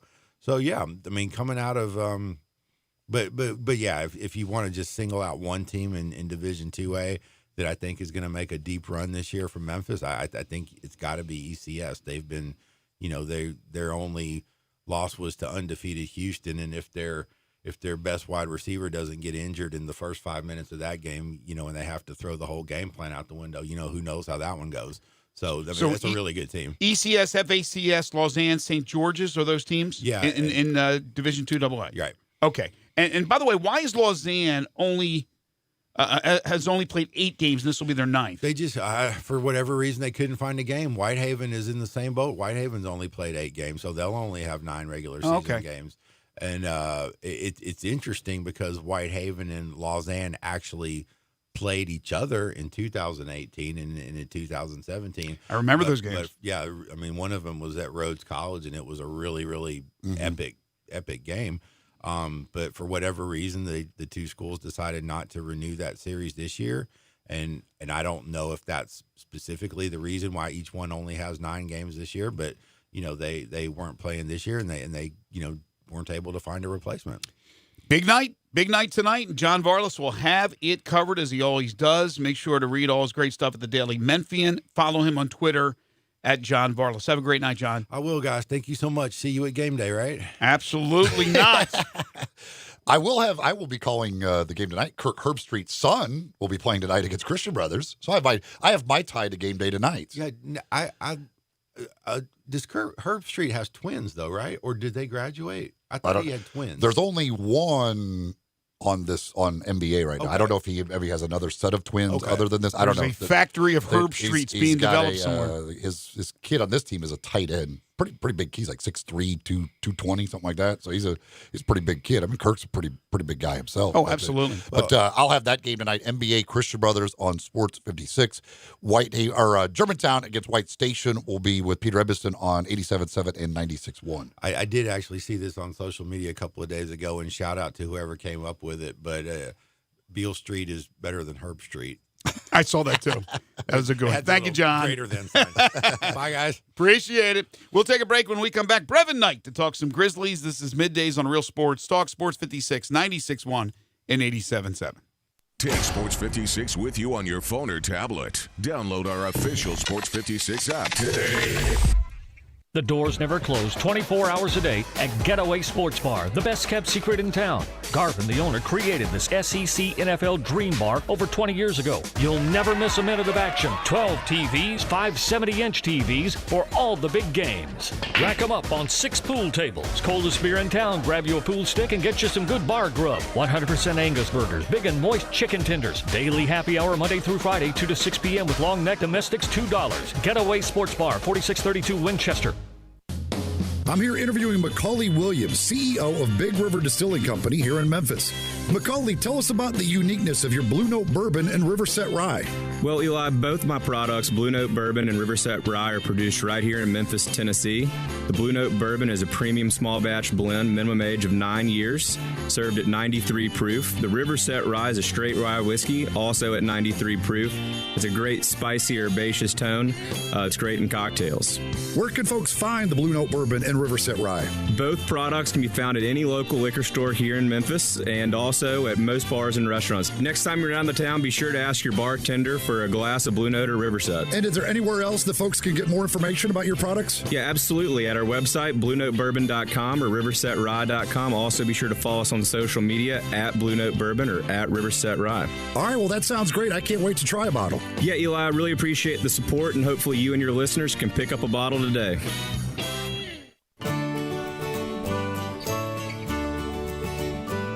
Fall is fast approaching, and you know what that means. Time to start thinking about covering your pool. The best way to protect your pool, your loved ones, and your pocketbook is with a safety pool cover. Mario's Pools on Exeter and Germantown has the best advertised price on all pool safety covers, solid and mesh. Keep your pool looking great year after year. A safety cover requires less maintenance, saves money on chemicals and water, prevents standing water, and extends the life of your liner. Call Mario's Pools at 552-3399. That's 552-3399. Or just walk in and see him in Germantown on Exeter Road. Plus, he specializes in pool closings. Mario's has an A rating with the Better Business Bureau. Check out his reviews on Facebook. Protect your investment. Call Mario's Pools today. 552-3399. Hi, I'm Raymond Denon, Vice President of Optima Tax Relief. If you're in debt to the IRS, there's a lot you need to know. Starting with rule number 1, don't mess with the IRS. They can garnish your paycheck, levy your bank accounts, even take your home or business. That's all true. But it's also true that there's a way out. It's called the Fresh Start Initiative. It's one of the biggest breaks the IRS has ever offered. If you qualify, you could save thousands, even tens of thousands. Nobody knows this program like us, the experts at Optima Tax Relief. We have an A-plus rating with the Better Business Bureau, and we've resolved over $500 million in tax debt for our clients. We'll stand between you and the IRS and fight to get you the best deal possible. Don't mess with the IRS. For tax help you need, for tax help you can trust, Call Optima for a free consultation. Call 800-748-5713. 800-748-5713. 800-748-5713. Optima Tax Relief. Some restrictions apply. For complete details, please visit OptimaTaxRelief.com. One thing I really admire about Central Barbecue is their commitment to quality. Then why do they let you do their commercials? I'm talking about their food. Everything is prepared with devotion to taking the time and effort to create perfect barbecue. Oh, I know. That's exactly why I was wondering why... They're not kidding with that slow-smoked Memphis-style slogan. They smoke their pork for 14 hours. Do they have to? They do if they want to be the best barbecue in Memphis, and they are. And yet they let you just throw together... There's nothing better than Central Barbecue because they care. Except apparently about their radio ads. If you've always thought, hey, I'd look pretty good in Lexus, well, guess what? Lexus thinks so, too. Lexus is offering you the Golden Opportunity Sales Event. Great offers on all 2019 models and special lease options. Drive in luxury and confidence, knowing that every new Lexus comes with complimentary first and second maintenance services. Stop by Lexus of Memphis, 2600 Ridgeway, and put yourself in the driver's seat of an all-new 2019 flagship LS500. Hey, you look pretty good there. Lexus Golden Opportunity Sales Event at Lexus of Memphis. Experience amazing. Hey, Tiger fans, this is John Stacy of the Blue and Gray Show. You can hear Drew Barrett and I talk Tigers with Tigers every Sunday at 5 right here on Sports 56, 96.1, and 87.7. Drew, who do we got in the studio with us this week? John and I are joined in studio this week by my favorite Tiger of all time, Joe Doss, as we recap the ABC primetime game against SMU, talk the college game day experience on Beale Street, and get you ready for a road test at Houston. Thanks, Drew. We'll be here Sunday on Sports 56, 96.1, and 87.7. Now, back to Sports 56 Middays presented by FedEx. This hour of Sports 56 Middays is also brought to you by Gold Strike Casino and Resort in Tunica. Here once again are Greg Gaston and Eli Savoie. So, John was correct. Not that I doubted him at all, but Herb Street's twin boys graduated last year, but apparently walked on at Clemson, or they were supposed to. They both did? Yeah.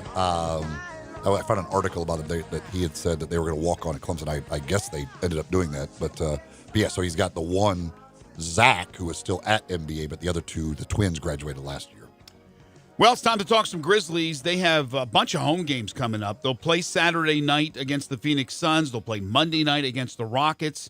And then Wednesday night against the Minnesota Timberwolves. They'll have an away game on Friday, and then they're back home Saturday against Dallas. So plenty of chances to see the Memphis Grizzlies coming up. By the way, might I say, I'm really surprised Kirk Herbstreit could afford to send all those kids to NBA. Jeez. How does he afford that? You had to cut me off for that stupid joke.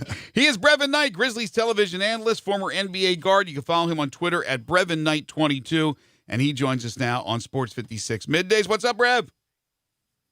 Not much. What's going on, fellas? Not much. Are you gonna wake up early and go down to college game day? I sure am not. What if Stanford was involved? I would be there. Yeah, there we go. I will have some VIP way of being around because it would be Stanford being here. I'm not going down there just. How about people? It's going to be hectic. It's going to be crazy. How about if they called you up in the next hour and said, "Brev, we want you for the guest picker." You'd be down there in a second. I'll be there in a heartbeat. and listen, I told you I don't have to send a car. I can just walk there from where I live. I can walk on down. I'll be there. Absolutely. They can send us. But it's fun. It's good. It's big for the city. Isn't I'm it? glad for the university. It's a big deal to get them to come to your town, and so I'm really happy for the city. Though it'll be a fun environment. It is. It's weird. It's a little unfortunate for the Grizzlies that they ended up with a home game on Saturday night. They get a bit lost in the shuffle Saturday night. That's okay. We don't mind getting lost for that shuffle for how well the University of Memphis football team is doing and the big game that it is with SMU. So we don't mind being able to acknowledge that there are other things that go on, and hopefully they'll be successful that night. Look, it's one of 41 regular season home games, so I think they'll be fine. Here's the thing. If the Grizzlies play the way they played against the Brooklyn Nets, I was there for that game. It was a sensational game.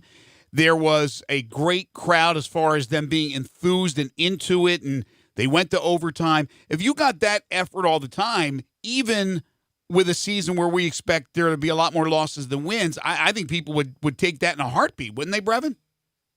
Yeah, and I think that's what you expect from this team. You expect for that effort to be there, and as the season goes along, you expect them to put themselves in positions to win more games and win those type games. But you also understand that there are growing pains along the way, and so the only thing that you should expect from this group is that there is progression. You don't want to see the team kind of just staying in one place. You want to see guys continue to get better. You want to see it as a unit continue to get better. And so I think that's, for this season, the number of wins and losses is secondary to that. Brevin, what have you seen in these first few? What's the issues in the second half that they've had? I mean, especially the opener against Miami, the other night against the Lakers. I mean, games that just got completely away from them in the second half. Well, I think the biggest thing is you run into teams and players that have been there before. The level of physicality steps up, and then also just the ability to run up and down the floor and the game be a fast-paced, open floor game. Things slow down in the second half, so your execution comes into play a lot more. And then when you have young teams, you expect that when you aren't having the shots go down on the offensive end, then that's going to be a little bit of a blow to you on the defensive side. And so teams have been able to get the stops on their end and then, go down and on our end defensively, kind of have their way. So part of that just is with being able to withstand human nature, which is the ball is not going in. A little bit you shrug your shoulders, but that's with all players. It's just that we have so many guys that could be affected by that still have to have a big effect for the team to win. Is big, and then the turnovers are another issue that comes up mostly in the second half. And like I said, a lot of that just goes with now you're trying to press and do a little bit more. And so it's like I said, there's going to be nights when the ball is going in, and everything will click and it'll be fine. There's going to be other nights when it's not, the turnovers there, and they're not going to be able to recover from it. But you just hope to minimize those type games throughout the season. The organization, and understandably so, is asking for patience from their fan base. Can players, look, you played the game, can players be patient knowing where they are in their development and the development of the team? I think they have to continue to work hard, and you can't become complacent and just say, well, I messed up, but you guys be patient with me. No, there has to be still a level of wanting to be the best that you can be. You should never walk into a game saying, well, it's okay if we don't win. That should never be the mentality. All of what we are talking about in terms of expectations and things of that, from a fan standpoint, is totally different than from a player standpoint. You expect to go out and win every night. You expect to step on the floor and give yourself the best chance to be a playoff team. You know that you may not have all of the pieces and understand how, but that should never be the mentality of a team playing. So I think that for them and for the those guys that are playing, sure, you expect to win every night. You're going to do everything you can to put yourself in that position. So I think that mentality would just help them start to figure out how to win, and then you put together a little streak here and there, and the season becomes a fun one. The development, I guess, of Ja Morant, the little bit we've seen. I mean, the game against Brooklyn was really amazing. I mean, to see the things he did, and even just the at the end, not trying to be the hero himself, trusting Jay Crowder in that situation, all of those things. But what have you seen out of Ja? Is it better than maybe you even imagined this early? What do you think so far of him?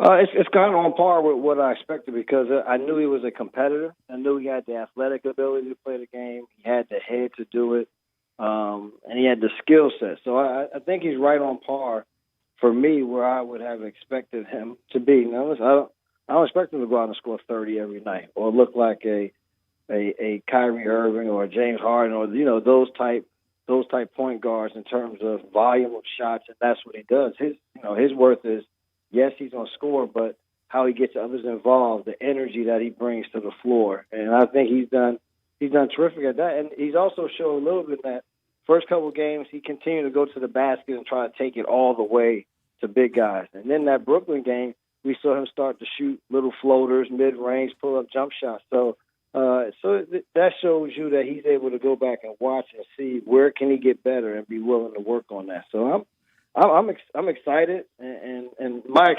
expectations have been met to this point.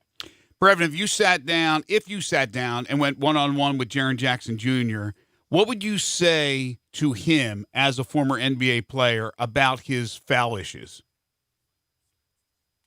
The biggest thing is just to get across to him how important he is to the team and being on the floor. So even if that means now just keeping your hands straight up high and maybe giving up a basket here or there, then we have to live with that because you're more valuable than stopping those 2 points on every possession. And then the other thing is, this is a growth process. And as a player, I was tough on teammates to just be like, hey, you're too important to us to keep having this happen every game. And for me, it would probably be more of a stern talking to, but that's just kind of how I came up playing the game because especially when it's a guy that has a direct impact. If you're just a guy that comes in and plays 10 minutes for us, well, stop getting us in a penalty. That's all you yell at him. But a guy that's going to give you that has to give it to you on both ends, and you require that in order to be successful, then it starts to get to a point where you start to say, oh, enough is enough. It's time for us to move beyond that. Give up some points because we need you on the floor. What do you see out of Brandon Clark so far? What do you think of what he has done? I think he's played and done exactly what he is. He hasn't stepped outside of himself.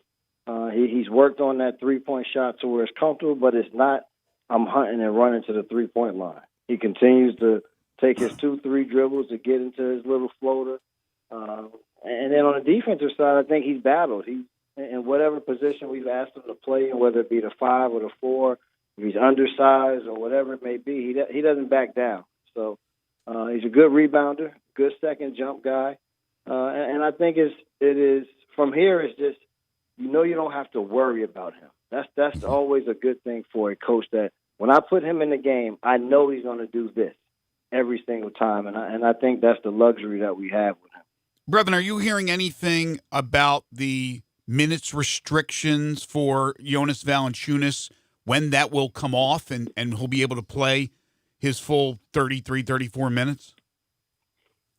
We haven't heard. I think that we saw in that last Lakers game, I think he ramped up to about 23, 24 minutes in that game. And so I think they are getting closer to allowing him to play, his normal minutes, but they also don't want it to be such that you rush it now and it's something that has to linger for the entire season. Right. I think once you come off of the minutes restriction, you would like for him to just play full tilt until you give him a rest day or however you want to manage it, but not having to manage it in game. So that's another big reason, and that'll be a big help for this team in fourth quarters.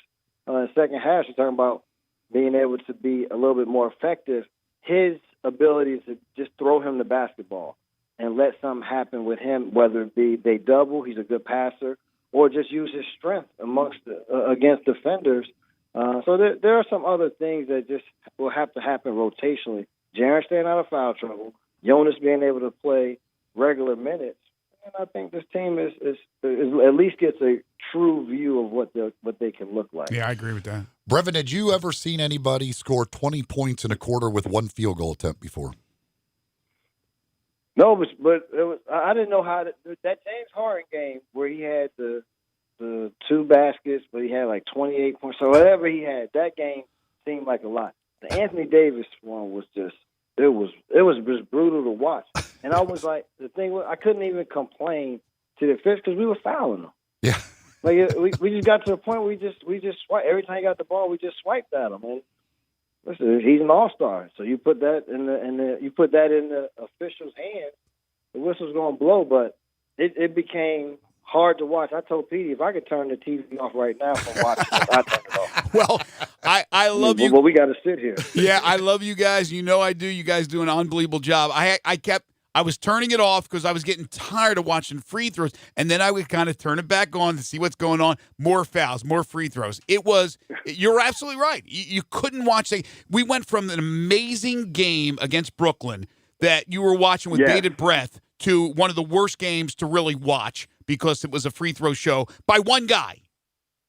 But, yes, it wasn't even a team. And the other thing is that the Lakers style doesn't lend itself to being a fast action, move fast paced game. That's not how they play. And so you can put on top of it the fact that they were shooting free throws at an alarming rate. Well, he was shooting free throws at an alarming rate. It just, I mean, there was no flow to the game. It was just bad basketball for that stint. Well, if you're a Grizz fan and a Tigers fan, make sure Saturday night, if you're going to the Tigers game, to DVR the Tigers or the Grizzlies game against the Phoenix Suns, so you can go back and you can listen to the great Brevin Night with Pete Brownica and Rob Fisher and Chris Vernon and all the gang, and watch their broadcast of the Suns-Grizzlies game. And, of course, a lot of home games coming up. It should be a good game. I think it will be. Another really good young team. Yeah, without DeAndre Ayton, it's pretty amazing that they're playing this well, but they are, as Ayton's on that suspension. He is Brevin Knight. You can follow him on Twitter at Brevin Knight 22. Brev, thank you so much. Don't get scared with all that loud noise that's happening tomorrow morning, all right? No, I'm excited for it, man. I want them to be loud. When I step out on the balcony, I want to hear everybody. Well, you will. Take care of yourself. I you will. All right, now, y'all have a good one. You too. Thank you, Brev. If you are not going to either the Grizzlies or Tigers game tomorrow night, you want to watch both of them as well as all the other action, you can head to East Coast Wings and Grill, just off Highway 64 in Bartlett. It's right next to the Lowe's. It's basically between Lowe's and Walmart there, just off Highway 64. And they've got TVs all over the place for you to watch all of the action with great food to enjoy and plenty of cold beer and other drinks as well. 60 different flavors of wings plus other great items, including the juicy Angus burgers and flatbreads and sausage and cheese plate, great appetizers. And again, TVs everywhere to watch all of the action. Thursdays, they've got 65-cent boneless wings. Monday is wing day. They've got 65-cent boneless and 75-cent bone-in wings. And they give you the good, big, meaty wings at East Coast Wings and Grill. Very family-friendly, great atmosphere there. Happy hour Monday through Friday from 3:30 to 6 and 9 to close. Includes half price of appetizers as well as draft beers, plus $12 buckets of beer. Go check them out. East Coast Wings and Grill, just off Highway 64 in Bartlett. And remember, those Ashley Home Store Tigers tickets for Saturday night are up for grabs starting at noon at the Penny Hardaway Hall of Fame. That's at 570 Normal Street until they run out. 2 per person.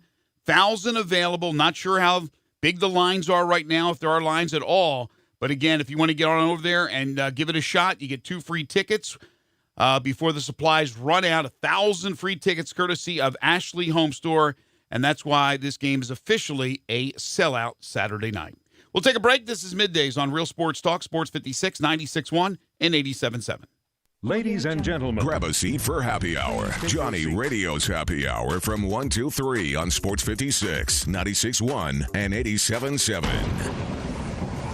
First Bank is here to help you, whether you're a business looking for a loan to expand or refinance an existing one, a homeowner looking for a mortgage or home equity line, a consumer wanting to finance your dream car, or wanting a competitive rate on your CD deposits. Let First Bank try to handle your banking needs. Stop into one of First Bank's 3 local branches today. 6482 Poplar Avenue, just east of International Paper, 8398 Highway 64 across from Wolf Chase, and 6280 Highway 64 in Oakland. Or check them out online at firstbankonline.com.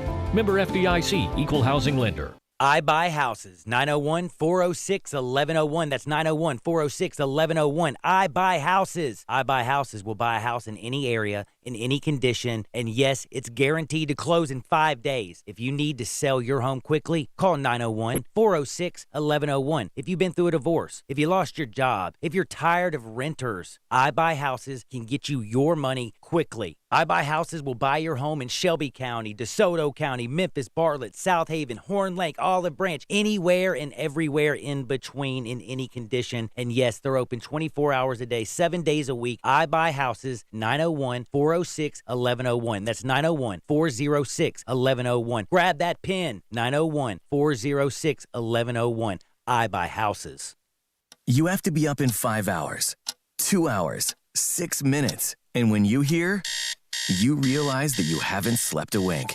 That's why there's ZzzQuil Pure Z's, a drug-free blend of botanicals with an optimal dose of melatonin, so you can fall asleep naturally with no next-day grogginess. It's available in both liquid and gummies, tastes great, and is non-habit forming. Pick up ZzzQuil Pure Z's from the sleep experts at Vicks ZzzQuil. ZzzQuil Pure Z's, naturally superior sleep. Available at retailers near you.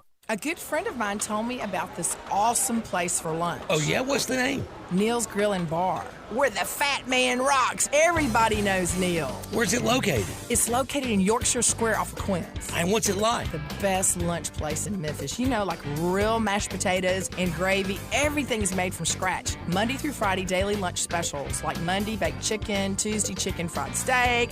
Yum! Fried chicken livers every Wednesday, Friday Salisbury steak, barbecue chicken, or if you just want a vegetable plate, the best veggies in town.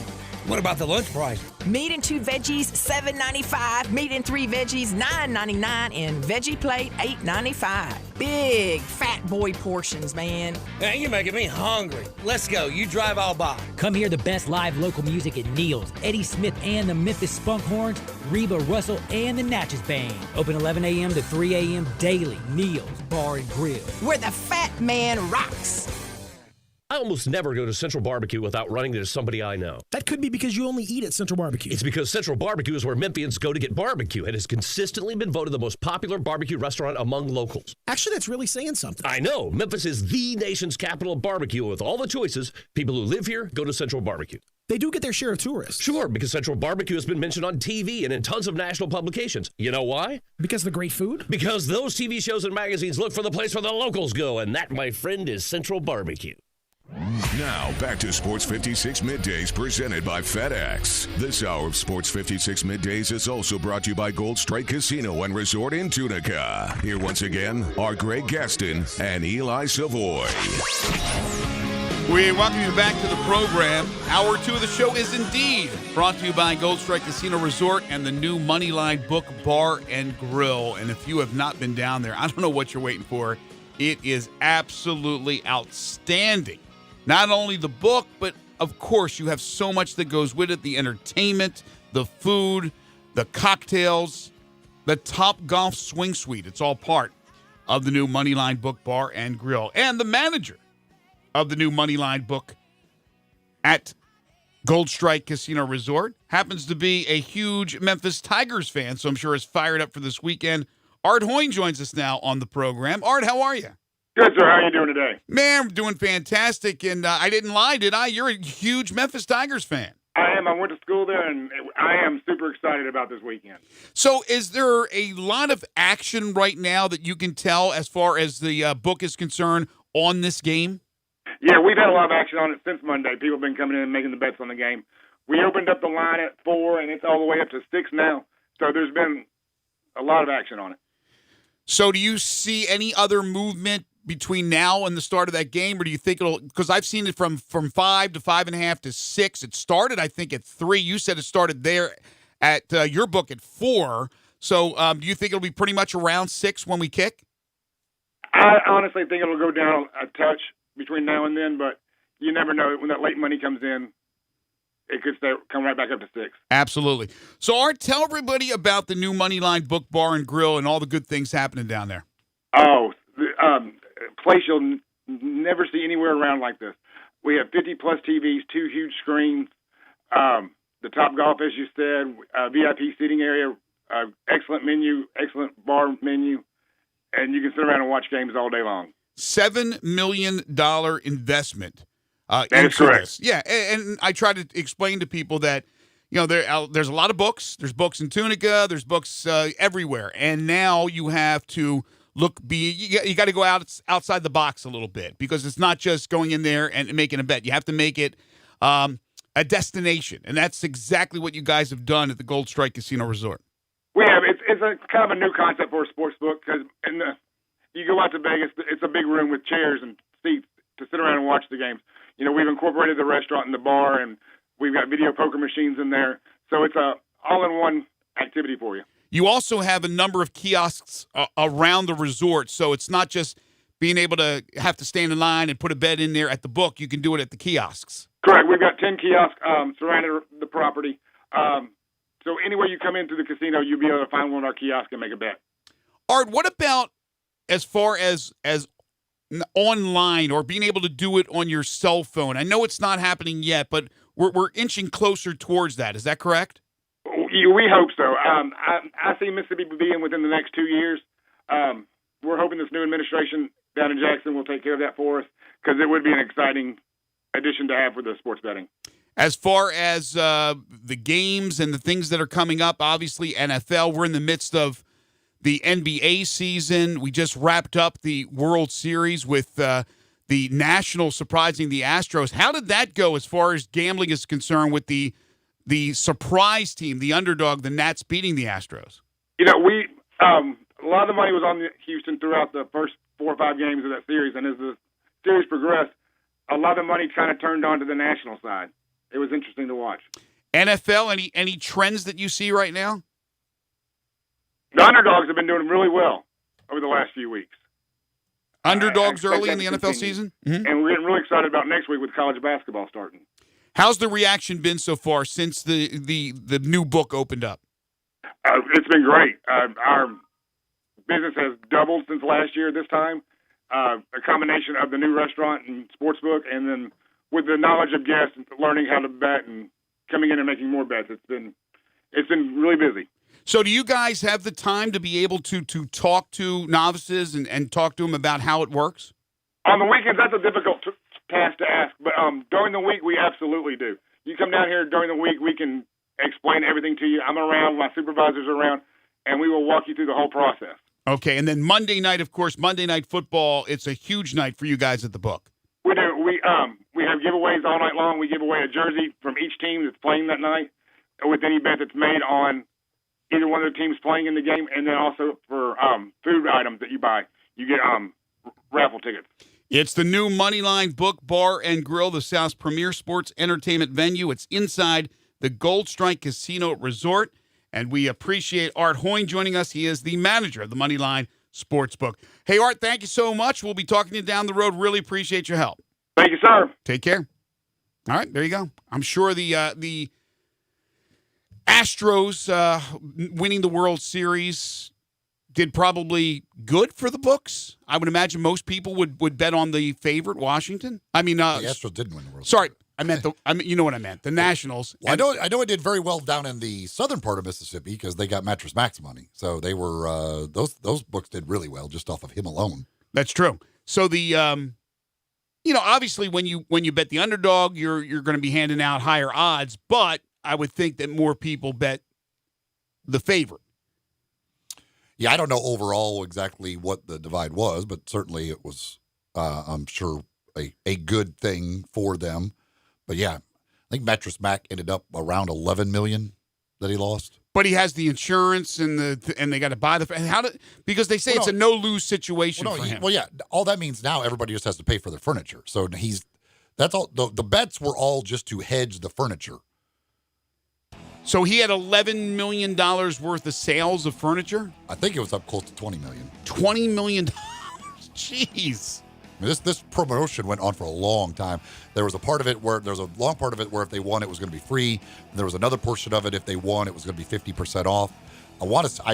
I believe one thing I saw. I want to say it was around $20 million of liability on the furniture, and if the Astros had won, he was going to be around that, I think, in winnings. But with them losing, I think he was around 11 or 12. He kept making more and more bets constantly. So I don't know if anybody really knows the exact total he had out there, but I want to say it was around $12 million that he lost on his bets. NBA announcing yesterday that Joel Embiid, Karl Anthony Towns each suspended 2 games for their altercation the other day in Philadelphia. Nothing for Ben Simmons.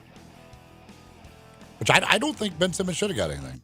I do believe Ben Simmons was a peacemaker. Yeah, the Timberwolves are adamant that he was not, that he had Cat in a chokehold, but they said no, he was just basically on top of him, separating him from Joel Embiid. But 2 games each for those 2 star players. When we come back, it is 10 in a row, the game show that has swept the nation.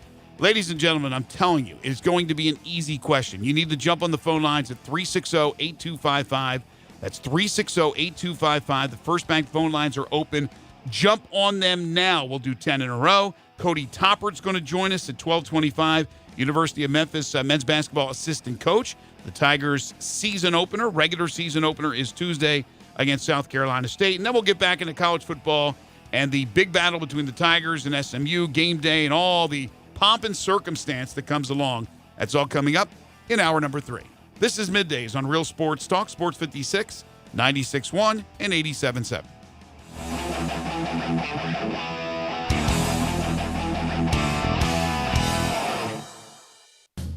I'm here interviewing Macaulay Williams, CEO of Big River Distilling Company here in Memphis.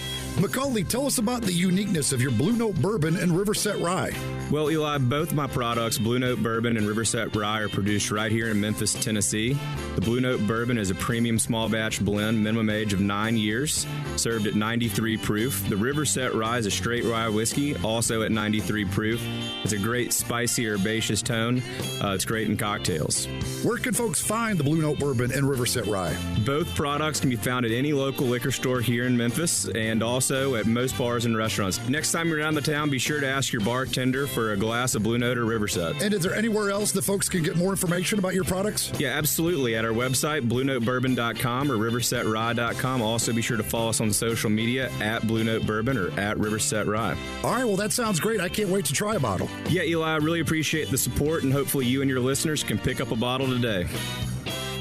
The doors never close 24 hours a day at Getaway Sports Bar, the best kept secret in town. Garvin, the owner, created this SEC NFL Dream Bar over 20 years ago. You'll never miss a minute of action. 12 TVs, 5 70-inch TVs for all the big games. Rack them up on 6 pool tables. Coldest beer in town, grab you a pool stick and get you some good bar grub. 100% Angus burgers, big and moist chicken tenders. Daily happy hour Monday through Friday, 2 to 6 p.m. with long neck domestics, $2. Getaway Sports Bar, 4632 Winchester.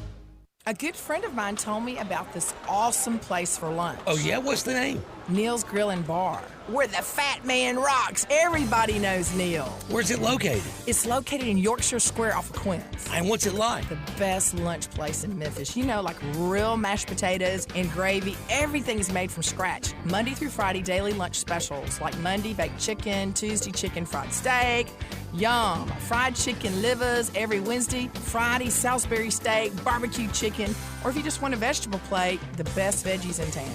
What about the lunch price? Meat and 2 veggies, $7.95. Meat and 3 veggies, $9.99. And veggie plate, $8.95. Big fat boy portions, man. Hey, you're making me hungry. Let's go. You drive, I'll buy. Come hear the best live local music at Neil's, Eddie Smith and the Memphis Spunk Horns, Reba Russell and the Natchez Band. Open 11 a.m. to 3 a.m. daily. Neil's Bar and Grill, where the fat man rocks. Right now, the Home Depot makes replacing your old carpet easy with more styles and colors to choose from. There's no better time to buy, with free installation on any carpet purchase of $499 or more, all by licensed local pros, backed for life.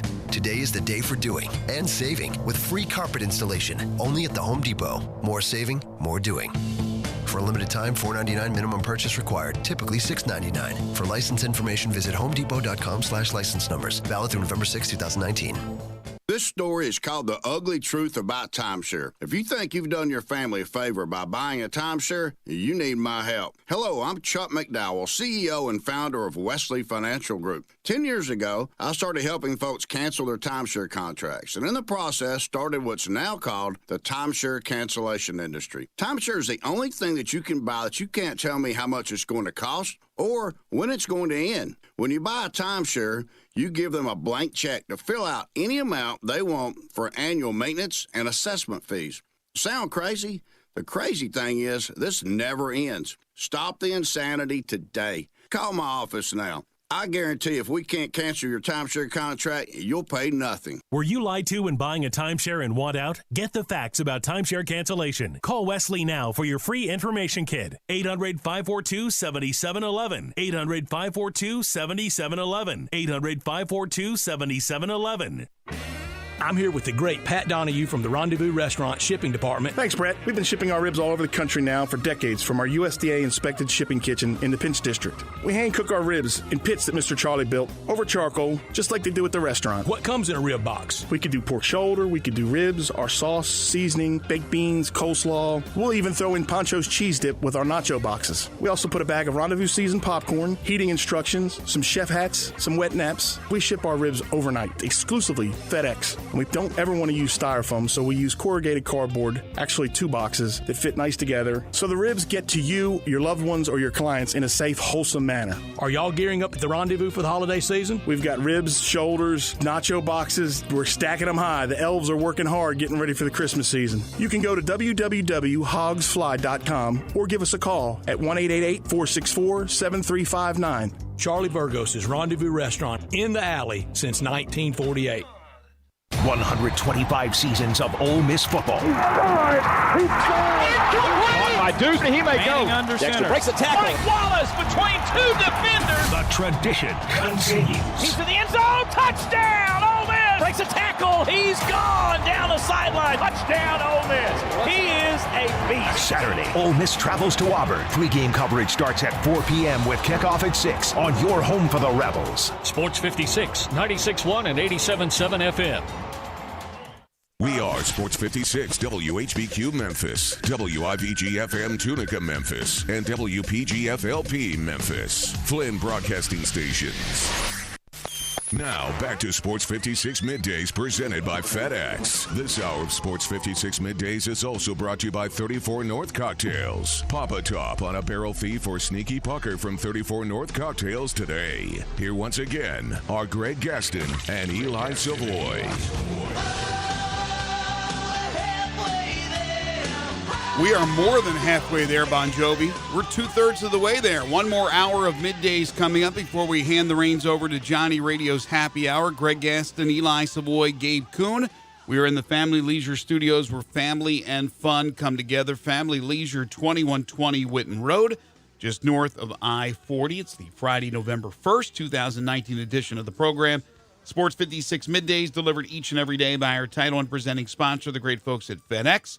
Providing global access for small business. Learn more at fedex.com/e-commerce. So the Ashley Furniture giveaway with the tickets is now underway. And Gabe, you said you got a phone call. Somebody said there was at least 100 people in line when they drove by. Yes, 100 deep. So, I mean, that's still 100 more that could probably hop in line and get a ticket. Well, 400 more technically. You get 2 per person. So 100 will put you at 200. They got 1,000 tickets to give away. If you want to get a freebie, couple of freebies for the game Saturday night. Right now, we want you to jump on the phone lines at 360-8255 because it's time for 10 in a row.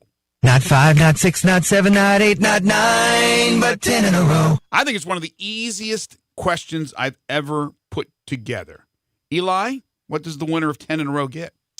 The winner of 10 in a row this week is going to get a $25 gift certificate to Golf and Games Family Park, $25 gift certificate to East Coast Wings and Grill, and a $25 gift certificate to Roosters Men's Grooming Center. So the little 25, 25, 25 special to the winner of 10 in a row. By the way, John Varlas, who was asking on Twitter and then on our show about Notre Dame players, guys who prepped in Memphis and then went on to play at Notre Dame, had a list of 5.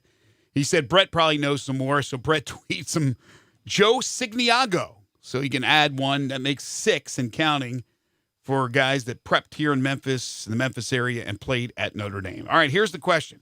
NFL teams that officially have the color of red somewhere in their uniforms. Officially have the color of red somewhere in their uniforms.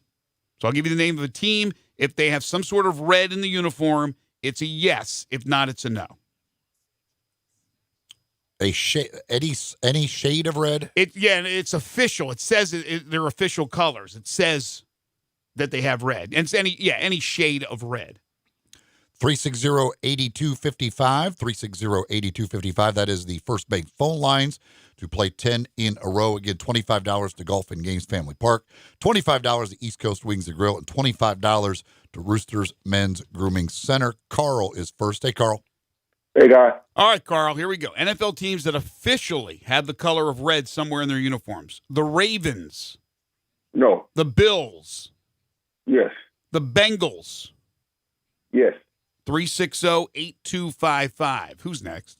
Next up is Bob. Hey, Bob. Bob? Hey, guys. By the way, just a real public warning on Interstate 240. I'm using hands-free. There is a very bad wreck just east of Airways. One car flipped over to the side. There's some people using hammers to try to get the guy out. Oh. Well, thank you for that information. It's backed up pretty good. All right, and I'm the guy that's got to go to the wedding. Wait. So, Bob. Poor Bob. You got to. So you are still going to go. I got to stay married. By the way, which direction on 240 is that? All right, going east. So Okay. I'm headed towards Germantown. So right when you start getting to Airways, you're going to see the traffic backing up, and just saw an ambulance. So it looks pretty bad. I don't know if the car rolled, but it's over on its side. Wow. There's like four or five involved. Very scary, but thank you for the update. Thanks for the information. welcome. All right, here we go. NFL teams that officially have the color of red somewhere in their uniforms. That officially throws the chink. Well, in it. Go ahead. it's official. I don't want somebody, hey, that guy, he wore a red handkerchief. And all right, so here we go. Vikings. No. Texans. Yes. Chiefs. Yes. Chargers. No. Falcons. Yes.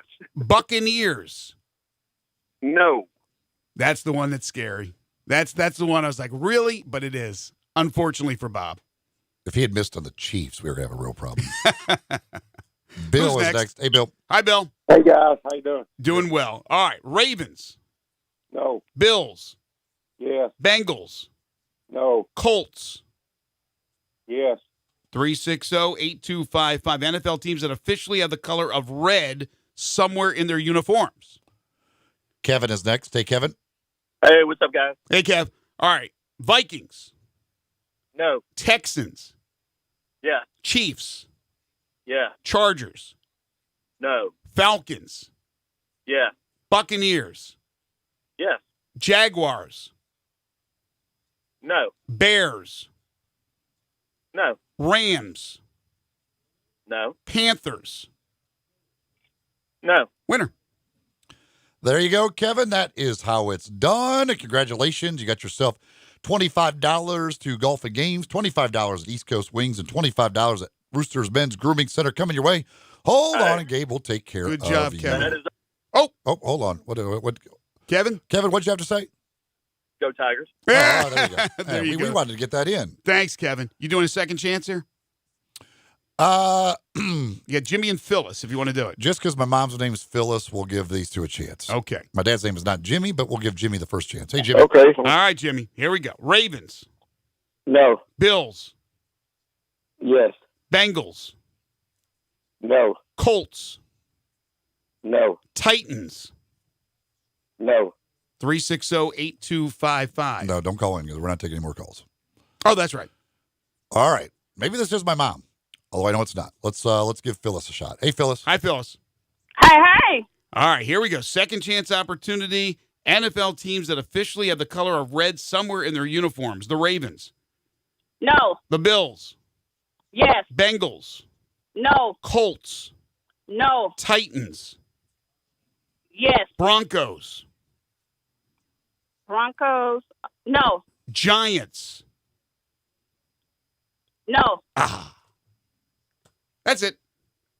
Eli, the Giants, of course, is a... Apparently, yes. It is a yes. The Redskins. Yes. That would be a no. Burgundy, if you want to call Burgundy a red. Burgundy is red. Yeah, I guess so. That's what I asked about any shade of red earlier. 49ers. But they don't list yes. it as red. I mean, every one of these teams list red. 49ers? Yes. And the Cardinals, of course. Hope so. There we go. That is 10 in a row. What about a team like the Steelers that has like the blue, red, and yellow in their logo? Does that count as steel? like No, I mean it's it's with the uniform. It's the official, it's the official uniform colors of these teams. They officially name red. The Redskins are one that names burgundy, so yes, but they don't officially say red. I mean cardinal red. They don't give you a type of red. They say red, and the Titans have a little bit of red, and a couple of other ones where it was just the one that was. The one that Bob missed on was the one I think that was the toughest one, was the Buccaneers. Officially with the red in their uniform. So. Got some text messages, and if you want to chime in talking about game day, talking about the game tomorrow night, certainly are welcome to do so, whether you're going to be going, what your thoughts are on that game. 360-8255 is the phone number. 67129 is the text line, the First Bank text line and the First Bank phone lines. Somebody texted, they said, I hope they have someone special to sing the national anthem. See, I disagree on that. I actually believe the national anthem at college football games should always be played by the band.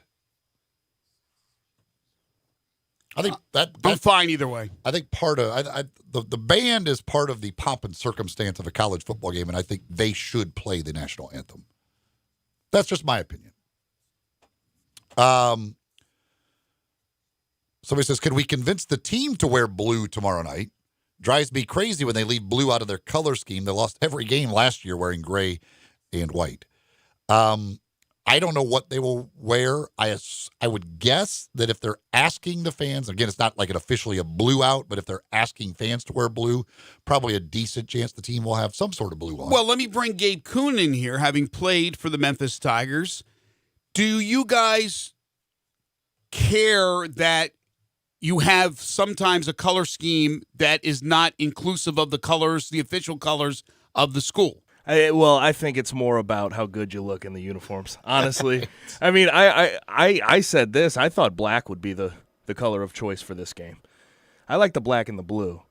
They have the white and black with no blue accents at all now, too. Right, but the official colors are blue and gray. Yeah. Blue and gray. I mean, I'm not against them, honestly, but it's sort of new school. That's just the way it is. Yeah. I mean, it's the younger kids, like the cooler stuff. Now, the only thing I don't like is I don't like the black with like blue numbers where you can't see the numbers at all. Like those things are just brutal, man. You can't. There's no difference between the jersey and the number to be able to see it from any distance. The gray and white ones with no blue accents have thrown me off a little bit, and I feel like they just don't play that well in those either way, too. No, it's on the road. Yeah, I'm with you. They're light and they don't look as sharp. But I'll tell you, they have a lot of really good combinations. I know my Maryland Terrapins have some funky combinations, some really bad combinations.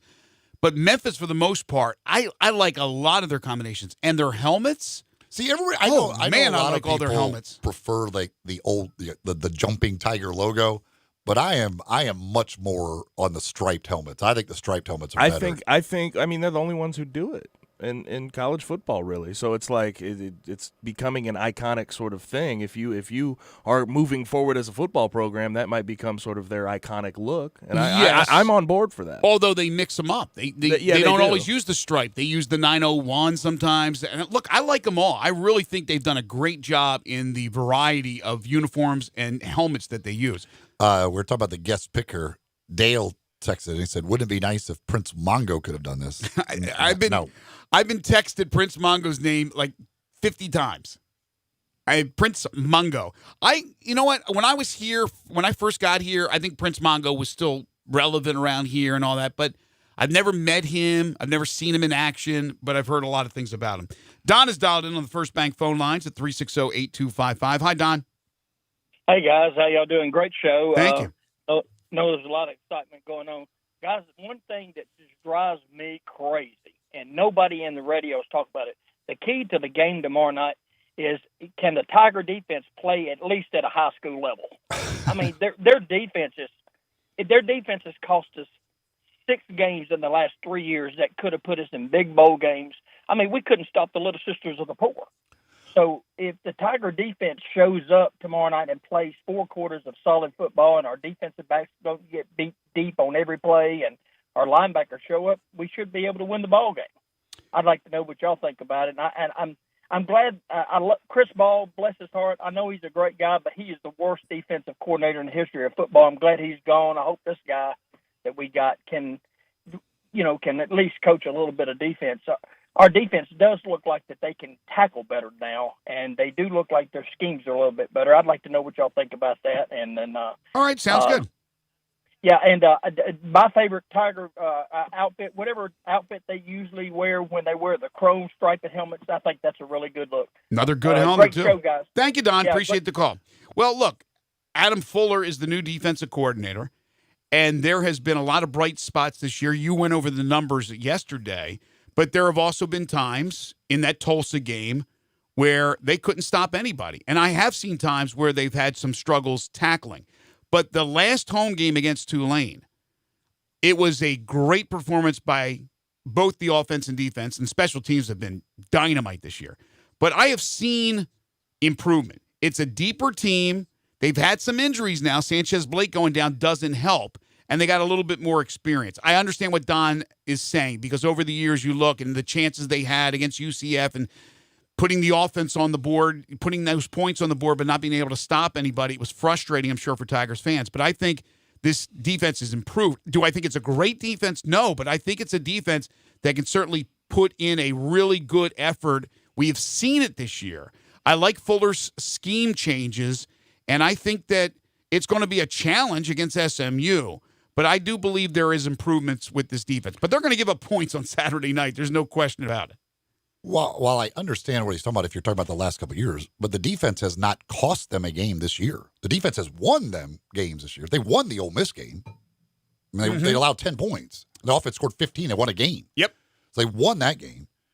They won the Navy game in the second half, allowing 3 points in the second half of that game. They've only lost one game. They gave them a chance to win Temple when they were turning the ball all over. They kept preventing. They wouldn't allow a touchdown, and Temple kept having to settle for field goals.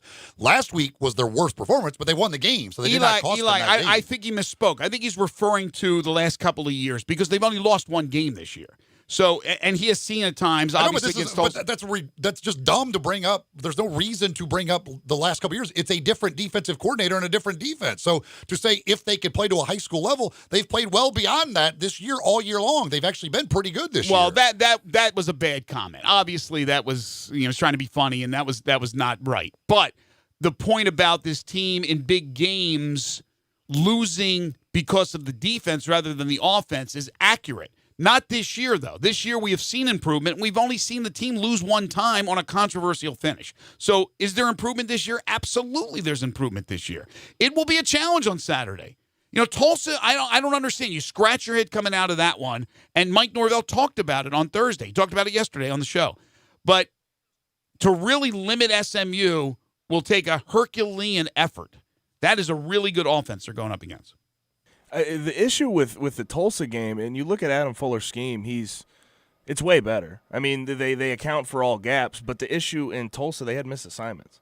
They didn't have guys playing gap discipline, and that was the biggest issue, and that's why they ran like crazy. They ran for 275 yards on the Tigers because if you don't have a guy sitting in the B gap, when a guy runs to the B gap, he'll run for 70 yards. But why does that happen in the 8th game of the year where guys are not doing their assignment? Me personally, my guess is an emotional letdown going on the road to Tulsa. It's kind of a sleepy area. That stadium's not overly exciting. Huge game coming up next week. Yeah, you sort of sandwiched it in between two big in-conference games. That's a great point. And now you can't hide from your mistakes tomorrow night. Everybody is watching. This is national TV, ABC primetime. You got to put your best foot forward. So I guarantee you, if players are not into it, then that's on them because they are well coached. They are ready to go. They know the importance of the game. So if they go out there and don't perform, that's either they're getting beat by their opponent in a mano-a-mano matchup or whatever. But it's not because they're not in tune in how important that game is. You can't use that as an excuse tomorrow night. I can see them using it as an excuse against Tulsa. That's an interesting point, Gabe, you make. We had another text on the First Bank text line, and this is something that our friend John Neal, who's a big part of the Courage Through Cancer, and putting that event on. I was talking to him the other day, and they said it would be somebody texted said it would be sweet if a St. Jude patient did the picks. It would be awesome if there was some way they could include a kid from St. Jude in that, and that would be awesome. Any exposure they can get for St. Jude would be absolutely awesome. And John brought up a point that they said that with the fact that it's going to be as cold as it is, I don't know exactly what they could do with anybody that would be at the hospital now, but maybe there's somebody out there who is a survivor or something that had. But if they could somehow include somebody like that, that would be awesome. I don't know what the possibilities are. Look, I think it's fabulous. My wife was there for many years at St. Jude, and they do an unbelievable job. But so does Le Bonheur, where my wife is now. And we talked about this the other night, and she says it's fantastic for St. Jude, but we need the love too, because other than the children who have cancer, which is what St. Jude does, and of course nobody has a bill, which is amazing. Le Bonheur treats all the other children who are sick. Whether it be heart or brain or what have you, that's not cancerous. So they also do an amazing job. So I would love that. I wouldn't mind seeing that, but I would love that combination of St. Jude and Le Bonheur, because Le Bonheur does amazing things as well. Went in the other day, I guess it was Tuesday, I went in, checked out the new location of Edwin Watts, and man, oh man. It is a much bigger location. Oh, is it really? It is big. They've got it's awesome. It looks great. You could go check it out. The new location. It is in the Ridgeway Trace Shopping Center. There's Target and Best Buy and PetSmart, all that in that shopping center there, right there at basically Poplar and 240. That's where the new location of Edwin Watts is, and they're all set up and operating out of there. They've added an extra hitting bay. They've got 3 hitting bays in the store now where you can go try out clubs and see what feels the best, or if you want to get fitted for clubs there, they can do that right there in the store at Edwin Watts. But apparel, shoes, clubs, whatever you need from the world of golf, they've got it. They've got a bunch of it, and you'll see that in the new, bigger location of Edwin Watts. So go by and see them. They're open 7 days a week. Again, a brand new location. They're at the Ridgeway Trace Shopping Center, Poplar 240 there with the Target and everything else. Go check them out at Edwin Watts. We're going to talk some Tigers hoops when we return. Assistant coach Cody Toppert's going to join us next. This is Middays on Real Sports Talk, Sports 56, 96.1 and 87.7. Search Sports 56 on Facebook and give us a like. And follow us on Twitter at Sports 56 WHBQ. Mid-South Power Distributors is your source for all things diesel. Their newly renovated drive-in repair shop is open to the public. Whether it'll be your everyday driver, farm equipment, fleet vehicle, or heavy-duty truck, their ASE-certified technicians will get you back on the road. The on-site dyno is ready to run all the necessary diagnostic testing. From preventative maintenance to complete overhauls, Mid-South Power can handle it all. Stop in today at 3288 Mill Branch Road or call 901-396-0710 and online at mid-southpower.com. Hi, this is Troy Five-Ash, owner of Five-Ash Roofing. It is that time of year where the weather is unpredictable, and given the recent storms, it's a good time to discuss insurance claims. So here's a few things you should know. Always hire a local contractor, because if you have a problem with your roof down the road, you want to be able to find him. Never allow anyone to pressure you into signing a contingency contract. They're used as sales tools, making you feel committed, and the truth is, those contracts are not worth the paper they're written on. Be careful of door-knocking salesmen. Some are reputable, but many are not. They canvass the neighborhood and tell everyone to file a claim, working their percentages and not caring if you file a claim even when they know the likelihood of it being approved is low. Some will even damage your roof, hoping to convince the adjuster it's storm damage. That's fraud, and contractors have gone to jail for that. So do your research and know who you're hiring. Five-Ash Roofing, the official roof of the University of Memphis Athletic Department. Fair, honest, and ethical. 367-0050 or memphisroofer.com. Five-Ash Roofing, it's what we do. We're here for you. At First Bank Mortgage, their core purpose is to help you get to a better place.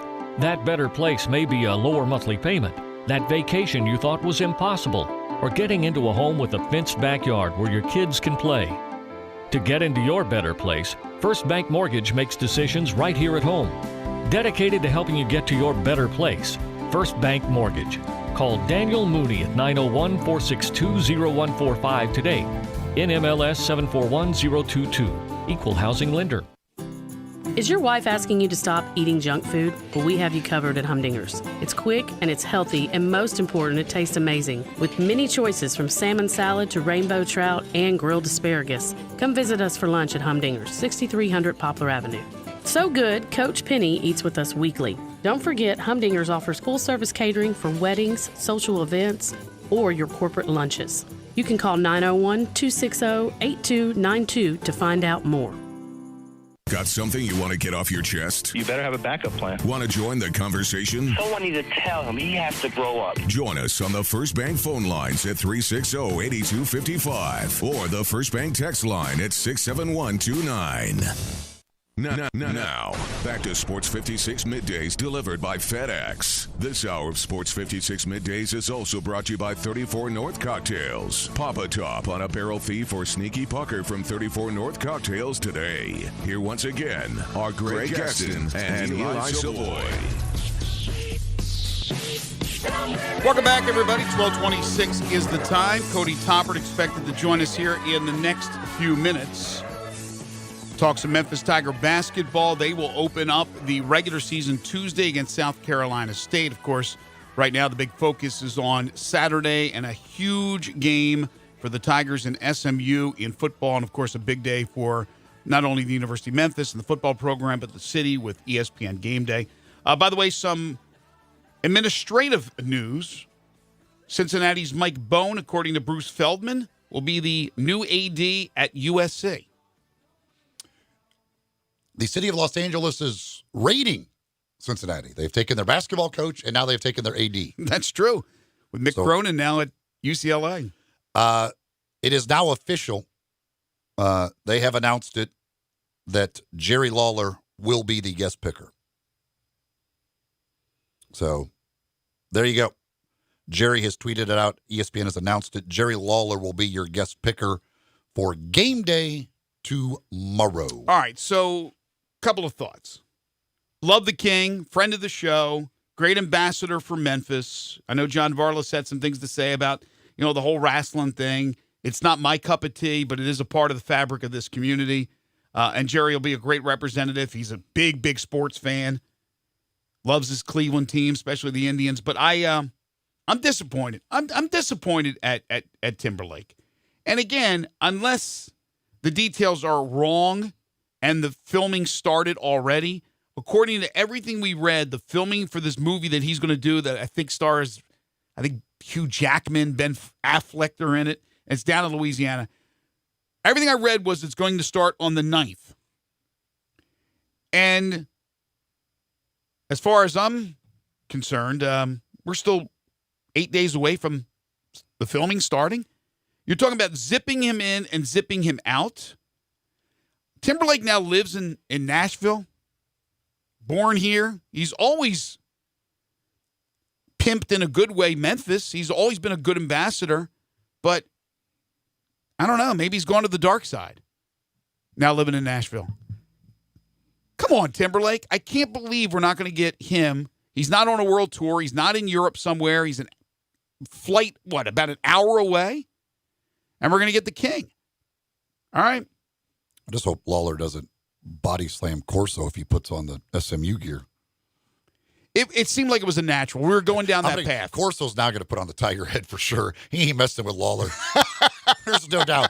He is not taking his chances. He is not messing with Lawler. Lawler will body slam him. He ain't taking that chance. Well, I thought it was, if it wasn't going to be Timberlake, it was going to be Penny, but it's going to be the King, Jerry Lawler. Speaking of Penny and Tigers basketball, fans are fired up because not only is it going to be a huge weekend for football at the University of Memphis with the game against SMU, but Tuesday, you play for keeps for the first time. The Tigers and South Carolina State will tip off the regular season, and we are pleased to be joined by Tigers assistant coach Cody Toppert, who you can follow on Twitter at Top33. That's TOPP33. How are you, sir? I'm doing great. How are you guys doing? Man, we're doing good. I know this next 24 to 48 hours is all about football and what a day it's going to be for the university and for the city. But I know Penny was hoping to be the guest picker. I thought he had a chance, and they're going with the King. They're going with Jerry Lawler. Are you a big wrestling fan, Cody? I'm a big Penny Hardaway fan, so I don't know. I got to be honest. No disrespect, a little bit of a head scratcher on that one, but yeah. No, Anyways, look, we I'm digress. with you. I said if it wasn't going to be Timberlake, who is just an international phenomenon, as you know, why not Penny Hardaway? Especially when you throw in the fact that, yeah, I think ESPN does a little bit with basketball too. It makes an awful lot of sense. Just a little bit. Just a little bit. So I you're don't the know who's 14th calling ranked the shots team over there. Yeah, it makes no sense. That's a weird one. Well, hopefully, Penny, it won't be too disappointed. I think he's going to make an appearance over there on game day as well, or at game day as well. But hey, the team gets underway, or the season gets underway on Tuesday. The team had a couple of dress rehearsals, and I don't know if it's do we worry a little bit? Do the fans worry a little bit? It probably wasn't the performances you had hopes to see, at least for 40 minutes in each of those games. What was your take, Cody, coming out of those two exhibitions? Well, I mean, I think the big thing is the best part about getting the first kind of game over with, at least the first time you put your jersey on and walk into the arena, smell the gym, for like our freshmen is the best part about it is that it's over. So, they can get those jitters out. I mean, that's all normal stuff. I mean, regardless of how hyped you were coming out of high school, you haven't been in that type of environment yet. To me, I think like a big element of it was, we came out trying not to run anything really, any of our plays, right? We were letting our guys just kind of play basketball. So, there's an element of that as well, right? We're not out here trying to just give away everything that we do. And so because of that, at times, we learned that we need more vocal leadership on the floor. We learned that we need to be more disciplined at not letting the environment impact our ability to think through the game. And so we've been working on a lot of that stuff. And then on the defensive side of the ball, communication and awareness, right? It's easy to communicate and be aware in an empty gym. And that wasn't, it wasn't necessarily like a raucous crowd like that you're going to see at some of these opponent places like Wichita State or whatever. But nonetheless, it still is. It's different than communicating in an empty practice facility where it's just the coaches here and we can help you with that communication. So, and that's really when you move from high school, to college to the NBA, every level you go up, the importance of communication is only magnified. And so for our guys, they need to understand that communication is not an every now and then thing. It's a constant, right? So it's throughout possessions, and it's every possession. And then on top of that, we also learned that, we have to be better understanding that defense is not you versus your man. It's all five of us versus the ball. When you've got guys who are really good shooters and they struggle for a couple of games, and it is like in this situation for a couple of games in exhibition, does that even register at all, or do you just say, listen, they're shooters have some slumps, they'll come out of it, they'll shoot, we know they're going to end up shooting it well? Well, I mean, we're getting used to the backdrop. We're getting used to those rims, we're getting used to the environment. So, I mean, that just takes time, right? That just doesn't happen overnight. And, for great shooters, though, it tends to come out in the wash. So we have a number of great shooters on our team. And, we can absolutely live with them taking the right shots, regardless of when it is. And, for us, we feel good about what the results will be because we had definitely put in the work. All right, the big question, of course, everybody wants to know, where do things stand with James Wiseman? Has he been back to practice? Yeah, I mean, it's return from injury protocol. I mean, I dealt with it a lot last year, right? So, he had a, good ankle sprain. We were doing a rebounding drill. Isaiah Maurice rolled on his leg. And so, for him, obviously there's a period of time where we tried to push it early, maybe a little bit too quick. So then, we had to back off. And once we got the swelling out, kept the mobility in, now we can really talk about getting him back to work. And that means ramping up a workout, and you take like a couple steps forward, and then the next day, you step back in terms of the intensity, and then the next day you try to go past what you were 2 days previous, right? So it's kind of like you can't just go back all in. Had that situation last year with Devin Booker, and he re-aggravated a hamstring, right? And so that was the biggest thing that I probably took from that experience was if you rush guys back from 0 to 100, the chance for re-injury or injuring another limb becomes more significant. So for us, it's just about progressing at the right speed. I mean, we're not winning a national championship, against Lemoyne-Owen College. And so, for us, it's just the importance of having him during the regular season is going to be imperative. All right, so with that said, do you guys know at this point if he will play Tuesday?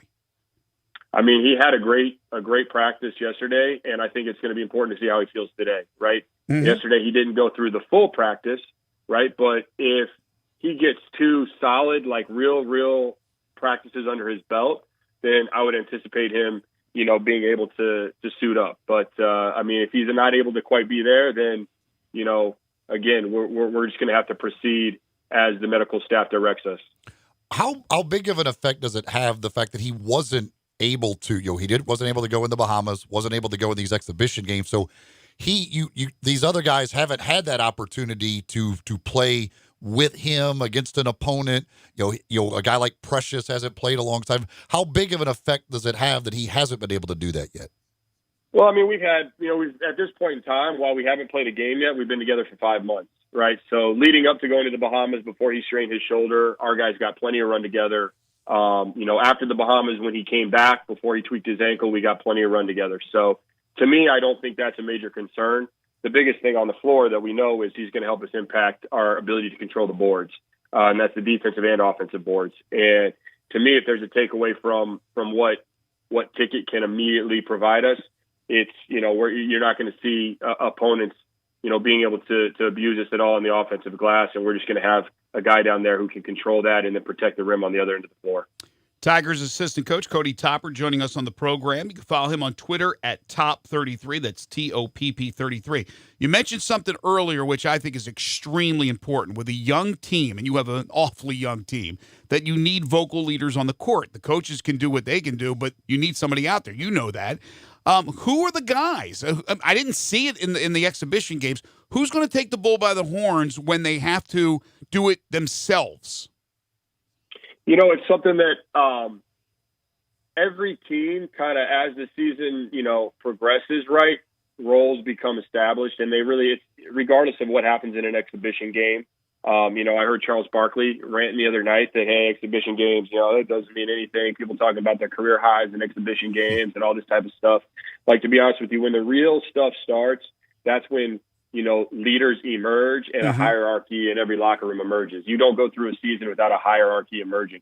And as that hierarchy emerges, usually those leaders organically come to the forefront. And right now, we haven't played a game, so we haven't been in that moment where somebody's going to step up or somebody's not going to step up, right?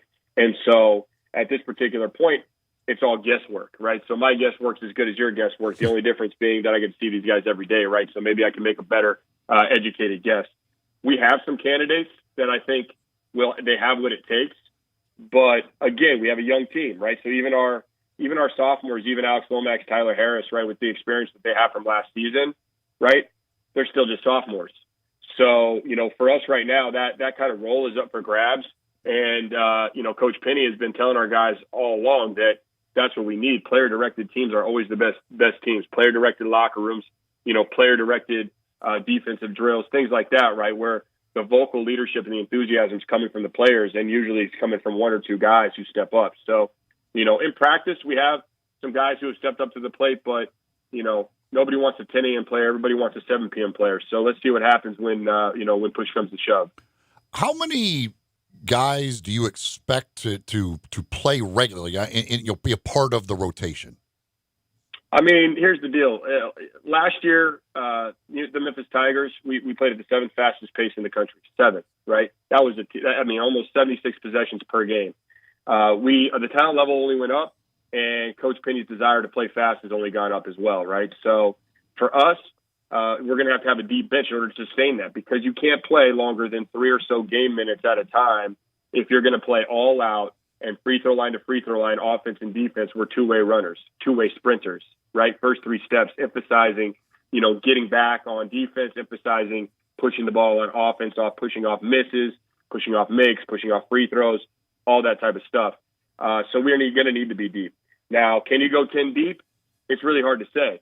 Do 10 guys deserve to be in the rotation? Also hard to say, right? So again, the hierarchy will emerge, but we know that we're going to have to be deeper than 7 or 8, to really play the style of basketball that we want to play at the highest levels. And takes an incredible responsibility for the players. Coach puts a lot of responsibility in their hands because you got to play to exhaustion, and then, you have to ask to come out before you hurt the team on the next 2 or 3 possessions. Right. And so, to me, that's a really big thing and a big responsibility. And I think it's going to be exciting to see, but we're deep enough. We can go 10 deep, or more. And to be honest with you, obviously I'm getting used to it being 40-minute games instead of 48-minute games. But, if our guys go out and play as hard as they can while they're into exhaustion, then a lot of guys are going to get run.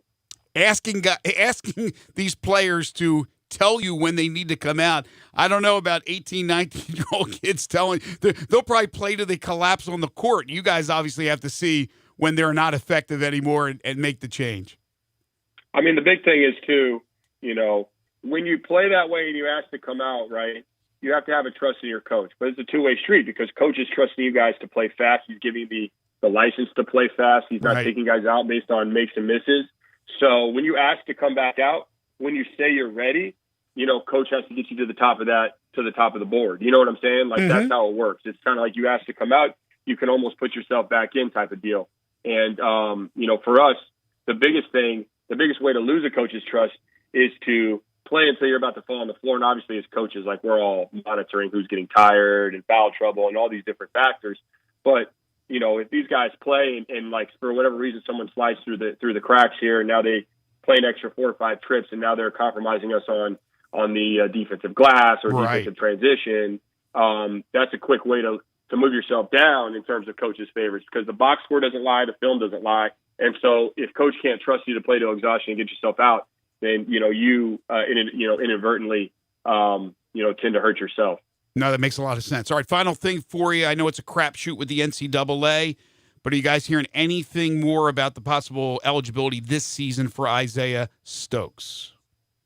Yeah, I mean, all that stuff, that's above my pay grade, you know what I mean? So, and I'm telling you, I didn't realize, it clearly takes more than 2 degrees to understand all this NCAA stuff, because I have 2 and I can't figure it out. So I'm hopeful that it all comes together. There doesn't seem to be a rhyme or a reason behind how this whole deal is going down NCAA-wise. So, you could have your analytics guys write up algorithms for this and still miss the mark by quite a good margin. So, we're going to, hope is not a strategy, right? But we're going to hope. We're going to say our prayers. We're going to keep working with him. He'd be a great addition to our team. And hopefully with good fortune, we're going to see him suit up. He is Cody Toppert, University of Memphis men's basketball assistant coach. You can follow him on Twitter at Top33. Enjoy your weekend. We will see you Tuesday night for keeps as the Tigers will open up the regular season against South Carolina State. Thanks, Cody. Thank you, guys. Take care. The Jason Munns has talked to Jerry Lawler and got a quote from him of what he's going to do if Corso decides to not put on that Tiger hat. Well, let's just put it this way. If Lee Corso picks the Mustangs, puts that pony deal on his head, and he slams Corso over a table, I think we will have a tragedy. I hope he doesn't hurt Lee Corso if he picks SMU, because Lee's a little fragile. Lawler said, I'm going to tell him, if you don't put on a Tiger head, somebody's going to get pile-drived. Well, hopefully it's Reese Davis or Herb Street or Desmond. So you can, I guess you go at your own risk there. He's just letting him know somebody is going to get pile drived. I guess not specifically saying it's going to be Lee, but somebody is going to get pile drived. He's also said if he starts talking smack, I may have to remind him the time Memphis was beating his Louisville team so bad he had to wave the white towel. So yes, Jerry's ready. Jerry's ready to take on Corso. Ain't got no problems there. He will keep Corso in line. Like I said, the wrestling thing is not my cup of tea particularly, but Jerry Lawler is an incredible dude. He's an amazing human being, by the way. I've done features on him before for my old Sports Files TV show. He's an incredible artist, but he's a great spokesperson for this city, and he will do a bang-up job. What I will tell you he will definitely be able to do, he will get the crowd amped up out there. You think? Jerry can bring some excitement. There's no doubt about that. New Life Medical Center is at 9160 Highway 64 It's just off I-40 in the shops at Stonebridge. They're open Monday through Friday, 7:30 to 5:30, 9 to 1 on Saturday. Right now, they have flu shots available. You can go on in there to New Life, get your flu shot. They also, of course, they do sick visits. They take your high blood pressure, diabetes, joint pain. They got a lot of different things they can do, they can treat at New Life Medical Center. They also do testosterone replacement therapy. That's what I go there for. 45% of men over the age of 30 have low testosterone. If you have low testosterone, it can cause you to have problems sleeping, just energy levels are low, low sex drive, increased weights, belly fat. Those are things that can be caused by low testosterone. And it's easy to just go get your levels checked. Go in there. They take a little blood. Boom. Find out if you're low. Then they can do testosterone replacement therapy to help you feel better. But that's what they're about, is helping you feel better in a lot of different areas if you're not feeling your best. Website, newlifemedcenters.com. Again, 9160 Highway 64. If you've got questions about services or maybe insurance questions, you can give them a call at 213-0100, 213-0100, New Life Medical Center. All right, we'll take a final timeout. We'll come back, put a wrap on this edition of Middays on Real Sports Talk, Sports 56, 96.1 and 87.7. The Peter Edmiston Experience with C.J. Hurt. Weekday mornings from 7 to 10. Only on Sports 56, 96.1 and 87.7.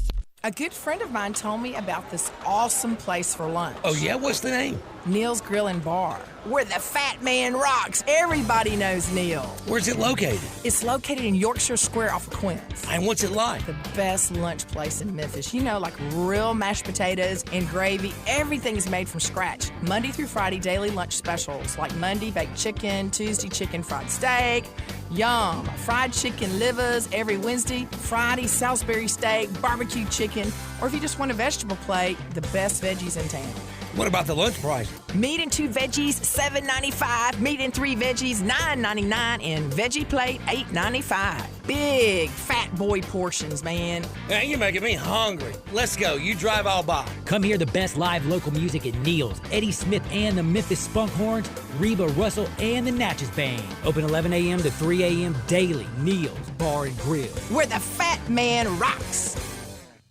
Hi friends, Bill Russell at Russell Brothers Jewelers, and this will be my 52nd Christmas offering the finest gifts of jewelry you can find anywhere in Memphis. Whether she's given you hints about what would make her happy, or whether you're going to surprise her this year, let me invite you to join the thousands of Memphis men who have been putting beautiful gifts from Russell Brothers Jewelers under the tree for decades. Come see our wonderful selection of the finest gemstones, diamonds, sapphires, rubies, emeralds, and all the rest. Put them in rings, pendants, bracelets, and earrings. Let your imagination go and think inside that box, the Russell Brothers box. Like I said, we have a huge selection, but if you don't see what you're looking for, we specialize in custom design just for her. At Russell Brothers Jewelers, we take great pride in offering the very best to our customers, the very best in beauty, the very best in quality and value and service. Come see us at Russell Brothers Jewelers and let us help you be the very best Santa you can be. Russell Brothers Jewelers, 4646 Poplar at Perkins. I'm here interviewing Macaulay Williams, CEO of Big River Distilling Company here in Memphis. Macaulay, tell us about the uniqueness of your Blue Note Bourbon and Riverset Rye. Well, Eli, both my products, Blue Note Bourbon and Riverset Rye, are produced right here in Memphis, Tennessee. The Blue Note Bourbon is a premium small batch blend, minimum age of 9 years, served at 93 proof. The Riverset Rye is a straight rye whiskey, also at 93 proof. It's a great spicy, herbaceous tone.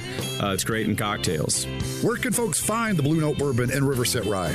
Both products can be found at any local liquor store here in Memphis and also at most bars and restaurants. Next time you're around the town, be sure to ask your bartender for a glass of Blue Note or Riverset. And is there anywhere else that folks can get more information about your products? Yeah, absolutely. At our website, BlueNoteBourbon.com or RiversetRye.com. Also, be sure to follow us on social media at Blue Note Bourbon or at Riverset Rye. All right, well, that sounds great. I can't wait to try a bottle. Yeah, Eli, I really appreciate the support, and hopefully you and your listeners can pick up a bottle today.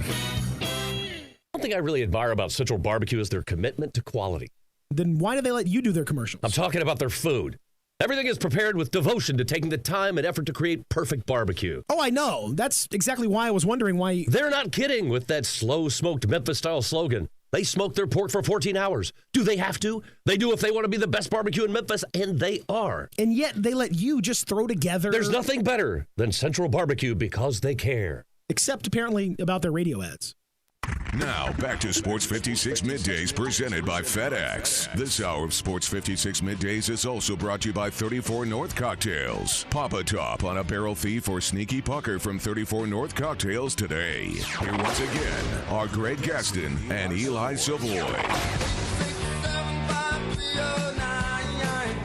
Welcome back, everybody. Final few minutes here on Middays as we get set for the sports weekend. Memphis, the line remains at 6-point favorite over SMU. Some SEC games for this weekend. Vanderbilt is a 15-point dog at South Carolina. Tennessee, a 13-point favorite over UAB as they go out of the conference. Ole Miss is a 19-point underdog at Auburn. Georgia, a 6-point favorite over Florida in the cocktail party. Mississippi State, 7.5-point favorite at Arkansas. Just to look at some of the games of local interest this weekend.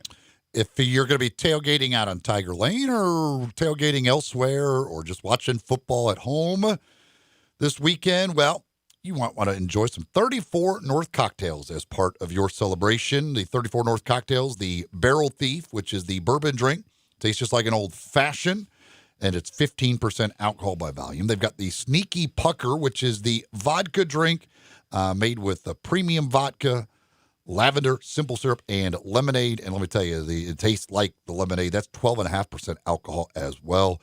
So you can enjoy these. They are delicious. They are very handy because they just come in a 12-ounce can. These are drinks just like you would get at a bar, but they're already made, and they're in that can for you. You can drink it right out of the can, pour it over ice. However you want to enjoy it, you're going to enjoy it because they taste delicious. You can buy them at liquor stores around Memphis. Buy the 4-pack. Again, you can get either the Barrel Thief or the Sneaky Pucker, but I recommend you get both. You try them both. They're great for tailgate parties or any celebration you've got going on. Give them a try. 34 North Cocktails. Time now for one final thing.